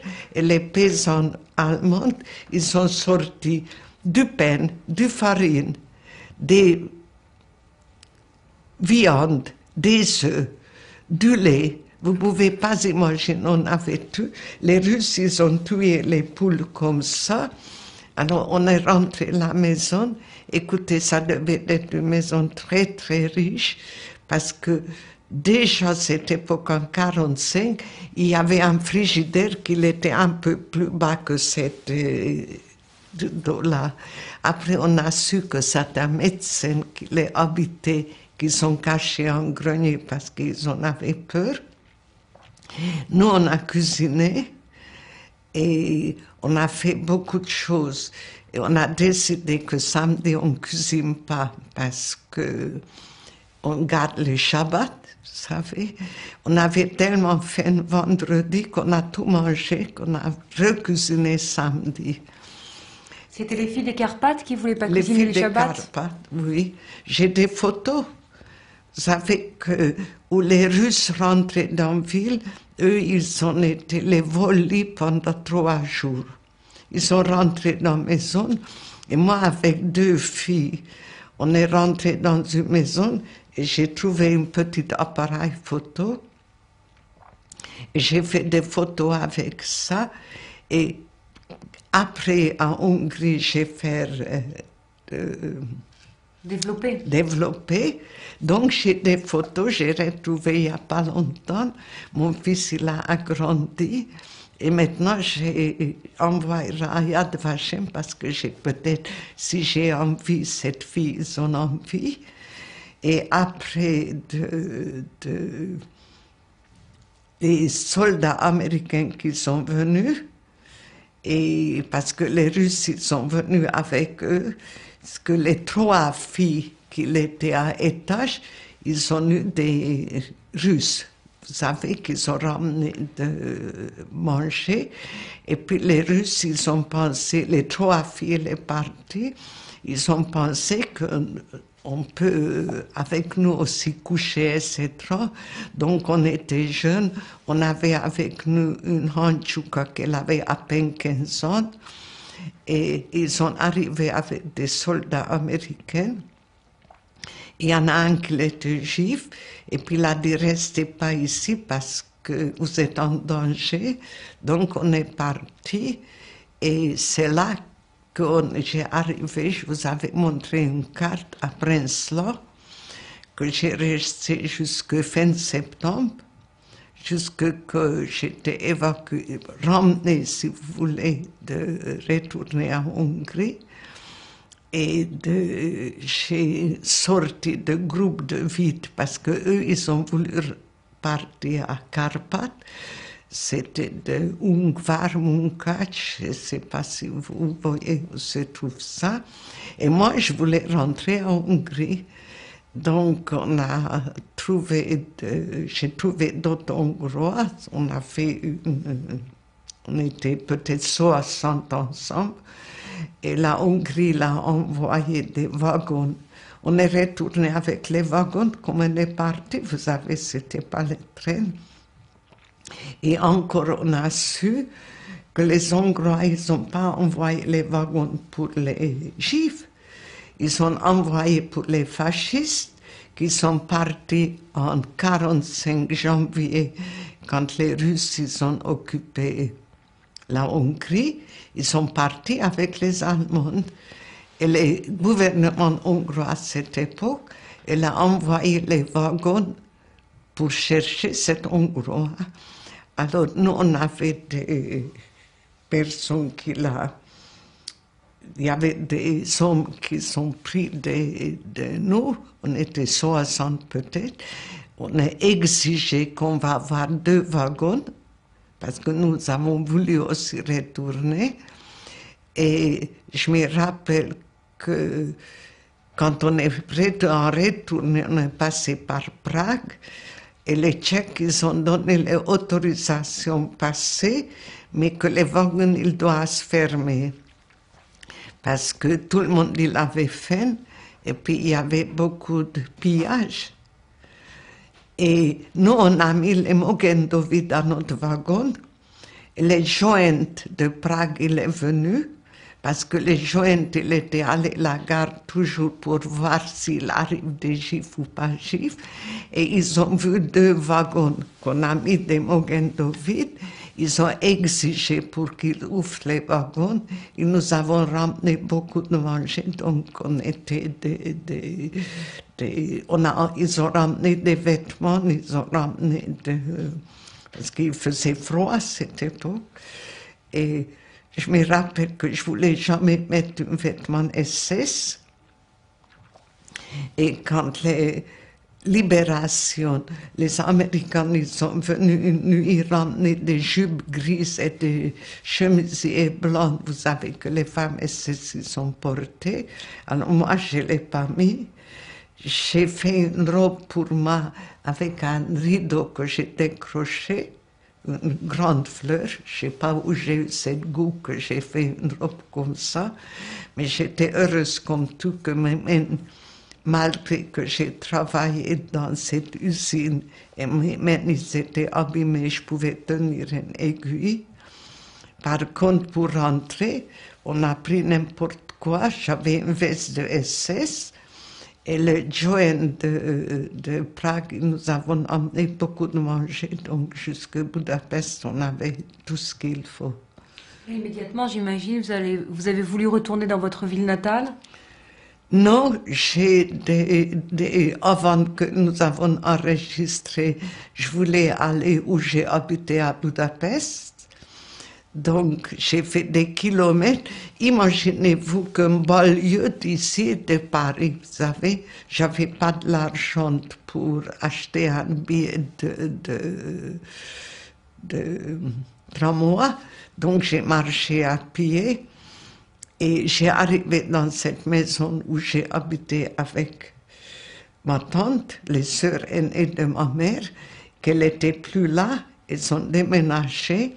Et dans cette maison, elle a habité l'autre tante qui l'a survécu avec ses 2 filles et la femme d'un cousin qui avait 2 petits-enfants.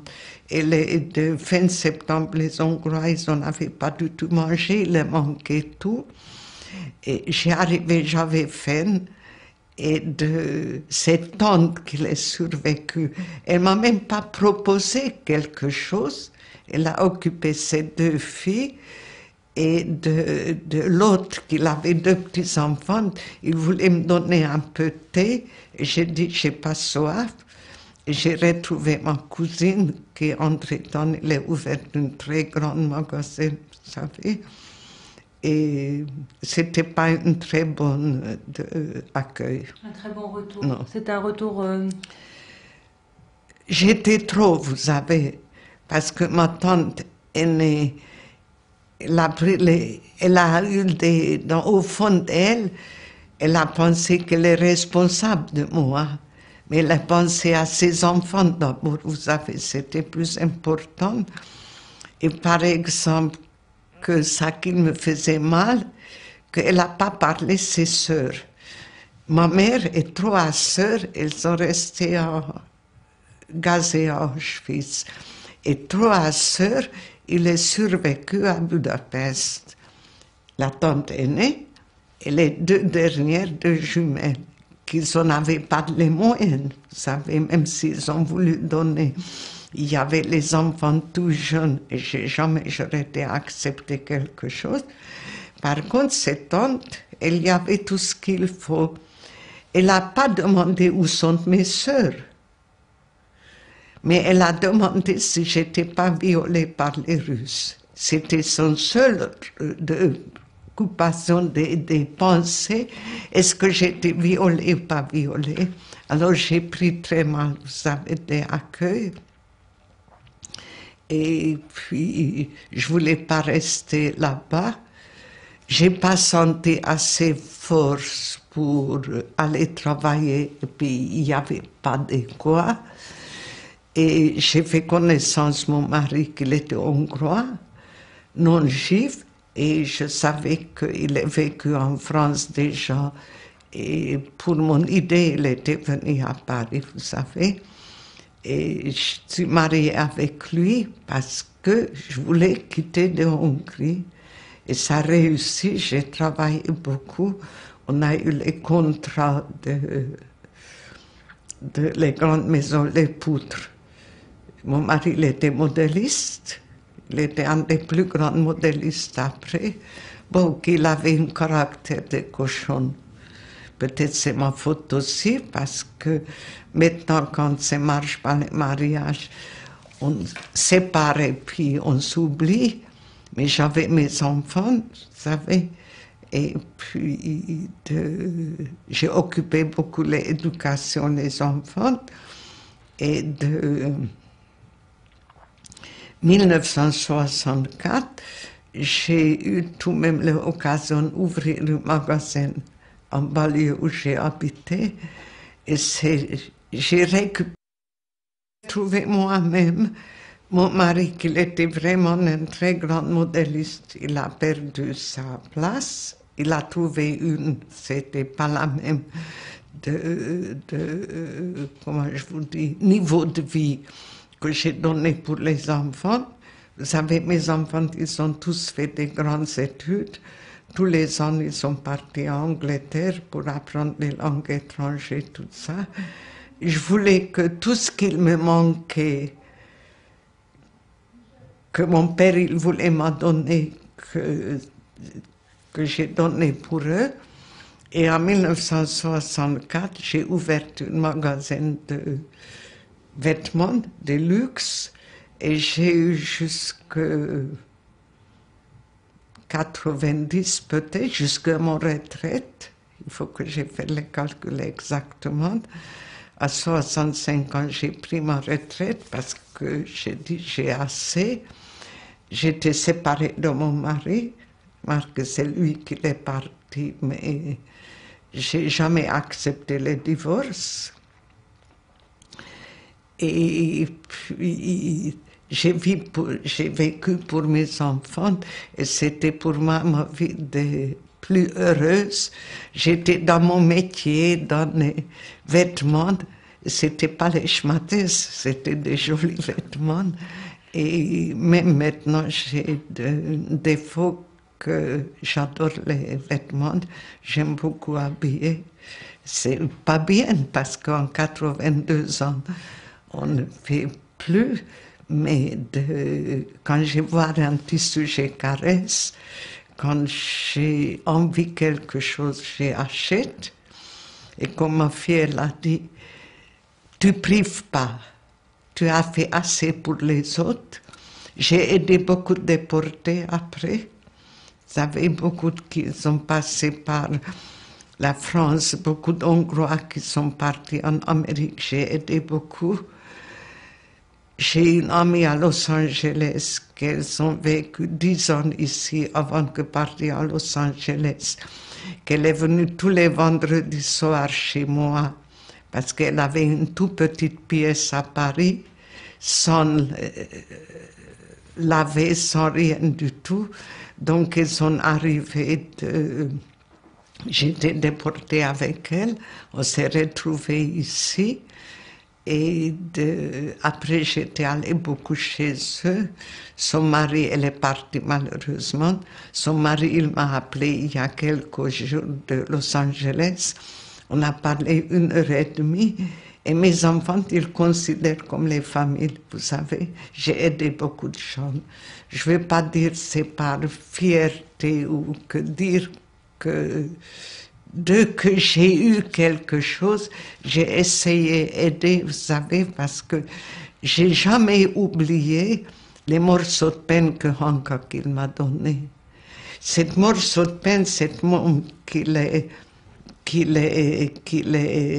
cassé, j'ai toujours que j'ai survécu avec ça. Et j'ai essayé toujours d'aider quand quelqu'un qui avait besoin. Mais ce que vous me racontiez tout à l'heure, c'est-à-dire que vous n'avez jamais raconté, est-ce que vous en avez parlé avec votre mari de la déportation, à vos enfants? Non. Ça veut dire qu'en fait, jusqu'à une période assez récente, mis à part effectivement ces anciennes camarades... Vous savez, ça qu'il est dans cette affaire, que j'ai fait connaissance des Hongrois, qui étaient dans les métiers de tissu, enfin confection si vous voulez. Et il y en a qui s'étaient déportés, on n'a jamais parlé de déportation. Et comme ils ont tous habité à Paris, et moi j'ai habité en banlieue, je suis arrivée en 1946 à Roubaix d'abord. 1 an après, on est venu à Paris et moi je suis tombée très malade. Par exemple, quand j'ai vu un policier, j'ai parti de l'autre côté du trottoir. Je ne pouvais pas expliquer moi-même, j'avais peur. Les métros, je n'étais pas descendue pour rien au monde. On a habité à rue du Renard. Et mon mari, il travaillait à Faubourg Saint-Honoré. Alors j'avais déjà ma première enfant, une fille, que j'ai mis dans les poussettes. Et de rue du Renard, j'étais allée avec les poussettes poussées jusqu'au Faubourg Saint-Honoré. Pour rien au monde que j'aurais été descendue à métro. Vous savez, les métros que je descends depuis quelques années, que j'ai fait connaissance, les amicales déportés à Auschwitz, et les filles m'ont aidé. Même maintenant, j'ai peur d'un métro. Oui. Donc, j'ai tout de même une séquelle, quelque chose, que je ne dormirai pas avec les fenêtres fermées, des stores fermés. Je ne supporte pas les portes. Chez moi, il y a beaucoup de portes, il est enlevé. Et maintenant, les enfants, ils comprennent, ils disent rien du tout, mais c'était très, très difficile à surmonter. Oui. Est-ce que vous avez eu le sentiment que récemment, vous avez plus pu partager finalement le souvenir de ce... Maintenant, j'ai les souvenirs, les choses, je raconte à l'école. Maintenant, j'ai beaucoup de facilité. Et comme je l'ai dit tout à l'heure, j'y vais avec quelqu'un qui habite en Val d'Oise, un déporté politique. Et je trouve que c'est très bien, vous savez, qu'un déporté politique et puis une juive qu'il va, parce qu'elle raconte, d'abord toute seule, je ne vais pas aller nulle part. Moi, je ne vais pas parler de ce qui s'est passé à Paris, je vais raconter des choses que j'ai vécues. Et puis, Donc c'est très bien, elle dit qu'elle était déportée politique, elle avait des idées politiques de quel côté, et pourquoi elle était emmenée, elle était en prison en plusieurs endroits. Et les jeunes, ils demandent, et toi Irène? Parce que c'est extraordinaire, comment ça s'appelle? Les contacts avec les jeunes. D'abord, quand j'arrive, je dis qu'on m'appelle Irène, j'aime pas qu'on me dise madame. Madame, c'est tout le monde, Irène, c'est moi-même. Et puis, elle disait, toi, pourquoi tu étais déportée? Alors j'ai dit que mon seul crime, j'étais juif, je suis juif. Et ça intéresse beaucoup les enfants, vous savez. Et quelquefois, ça arrive des classes que quelques élèves ils disent, mon grand-père aussi, il était à Auschwitz. Ou des choses, voyez-vous, qu'on parle plus dans les familles maintenant. Est-ce que le judaïsme a été quelque chose d'important après la guerre, par exemple pour élever vos enfants? Est-ce que c'est quelque chose qui maintenant est important pour vous? Non, pour moi c'est important parce que je ne suis pas du tout pratiquante. Par contre, j'ai fait que chaque enfant ait un acte de baptême. J'ai pas honte à dire, parce que j'ai tellement peur toujours qu'il arrive quelque chose, et je ne peux pas me pardonner, que je pourrais jamais me pardonner qu'après que j'ai vécu, à cause que je suis juive, que mes enfants, ils ont de mal ou quelque chose à cause de ça. Mais vous ne pouvez pas imaginer que mes enfants, comme ils tiennent de moi, ils tiennent les religions juives, vous savez. Ma fille, qu'elle veut aller à Auschwitz, mais pas avec moi. Elle a dit sans toi. Et puis, elle pleure, mais quand je ne vois pas, vous savez, et mes fils aussi sont tellement touchés, mais ils n'osent pas parler devant moi. Mais j'ai toujours tellement peur, donc finalement, nous sommes hâtés les deux côtés, voyez-vous, comme ma fille, elle a dit toujours, chez nous, ça c'était formidable, qu'on avait cadeau 2 fois, parce que Rosh Hashanah, j'ai toujours fêté, comme ma mère, elle a fait. Mais maintenant, vous savez, quand il y en a, il ne peut pas maintenant venir tous les enfants parce qu'ils n'habitent plus par ici. Mais s'il y en a une, elle me téléphone, Rosh Hashanah, tu n'oublies pas. J'ai fait toujours comme ma mère elle a fait. Et puis Noël, parce qu'on fête les Noël. J'ai un cousin qui habite à San Francisco, qui est venu un très grand médecin, professeur, qu'il m'a appelé aussi il y a quelques jours. Et puis il a dit, tu sais qu'est-ce qu'on fait? On a des Noëls chez nous. J'ai dit alors des Noëls chez nous, mais on fait des Rosh Hashanah avant. Mais je ne veux pas pousser mes enfants qu'ils font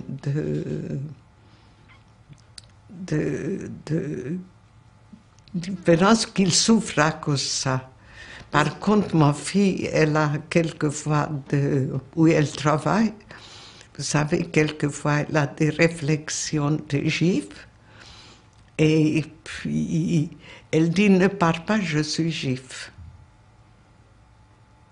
Et puis mes fils aussi, ils ont des amis, beaucoup d'amis juifs, vous savez. Donc, elles sont imprégnées dans la même chose que moi quand j'étais jeune, que j'avais... Oui. Vous avez l'impression finalement que votre histoire a été extrêmement importante pour vos enfants, enfin que maintenant, je pense que c'est très important pour eux, parce que tous ils veulent aller, mais, et je vous avais dit que tous les ans à Moadmé, le dernier dimanche à Moadmé, dans ma ville natale, ils font une cérémonie. Et de l'année dernière, mon fils, mon petit-fils et ma fille, ils sont venus. Et ils ont occupé la tombe que j'ai retrouvée, la tombe des grands-parents. que j'ai tout refait. Bien sûr, j'ai bougonné un peu parce que, non, ça me fait mal. C'est pas les questions de l'argent, vous savez, pas du tout ça. Je l'ai payé, ça m'a coûté beaucoup. Les enfants, ils ont dit, maman, fais-le, il faut que tu fasses parce que, après, j'ai dit, c'est tombé, restera là-bas. Et peut-être il fallu que j'occupe les enfants. Ils ont dit, non, non, non. Et ils disent, quand tu ne serais pas là, la tombe, elle sera toujours entretenue. Mais moi-même, c'est pas moi qui l'a cassé, c'est pas moi qui l'a fait. Et pourquoi la ville, elle n'a pas aidé à refaire, vous savez, c'est ça qui me fait mal. Donc, la Hongrie, elle n'a pas beaucoup changé, comment je vous dire,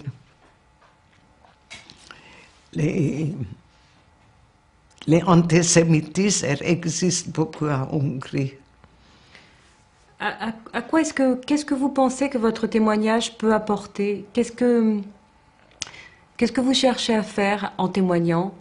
Qu'est-ce que vous voudriez me transmettre par exemple, aux personnes qui vous écouteront plus tard, qui regarderont cette cassette? Moi, j'ai dit toujours que je veux dire ça que j'ai vécu. Je voudrais raconter aussi que, mes yeux, c'est très important que en 2000, l'année 2000, oui, les premières fois que les Hongrois, ils ont invité des déportés français. Et c'est quelqu'un qui m'a demandé, est-ce que tu peux faire quelque chose? Et pour aller à l'ambassade ou quelque part. Et j'ai dit, pourquoi aller à l'ambassade? Aller en Hongrie. Et j'ai fait connaissance l'ambassadeur de l'UNESCO cette époque, un Hongrois, que j'ai parlé mon idée, et on était les premières fois, les Hongrois, ils ont invité officiellement des déportés français. Et je suis très, très, très fière parce qu'on était reçus par le président de la République, par les archevêchés, par tous les ministères. Et après notre voyage, les concordats étaient faits. Donc, grâce à ce voyage que j'ai organisé, les Hongrois, la Hongrie, il a reconnu les déportations. Et l'année après, le président de la République de Hongrie, il est venu à Paris parce qu'il était nommé doctorat honoris causa. Et j'étais invitée à Sorbonne, j'ai invité à l'hôtel de ville où il était invité. J'étais les Arcs de Triomphe où il a déposé les gerbes. Et quand elle est passée devant moi avec des personnalités françaises, il a dit, c'est grâce à elle que nous sommes là maintenant. Et je sais que cette année, il arrivera à Paris parce qu'il a invité. J'ai eu déjà les lettres que tu serais parmi nous. Donc, je suis dans un côté que je ne voulais jamais raconter rien du tout, que je ne pouvais pas parce que j'étais bloquée. Je pense que avec l'aide de beaucoup de camarades, beaucoup de déportés, qu'il m'a aidé tout de même parce que j'ai écouté comment ils témoignent, tout ça, et tout ça s'est été débloqué, que j'ai fait quelque chose de bien, je pense. Parce que c'est pas facile, vous savez, c'est pas facile d'être étranger dans un pays. Et puis, malgré que j'ai vu depuis 1946, j'ai resté, il y a toujours quelques personnes que c'est étranger, même parmi des déportés. Je trouve c'est ridicule parce qu'on fait les Europes unifiées. Je suis très pour les Europes unifiées, vous savez. J'ai essayé de travailler de mon côté que je peux. Je pense que ce sera une bonne chose parce que après les déportations, moi j'ai pensé que j'ai souffert énormément et que mes enfants, ils ne vont pas souffrir. Et mes enfants, ils souffrent encore parce qu'il y a encore des antisémitismes, il y a encore des choses étrangères,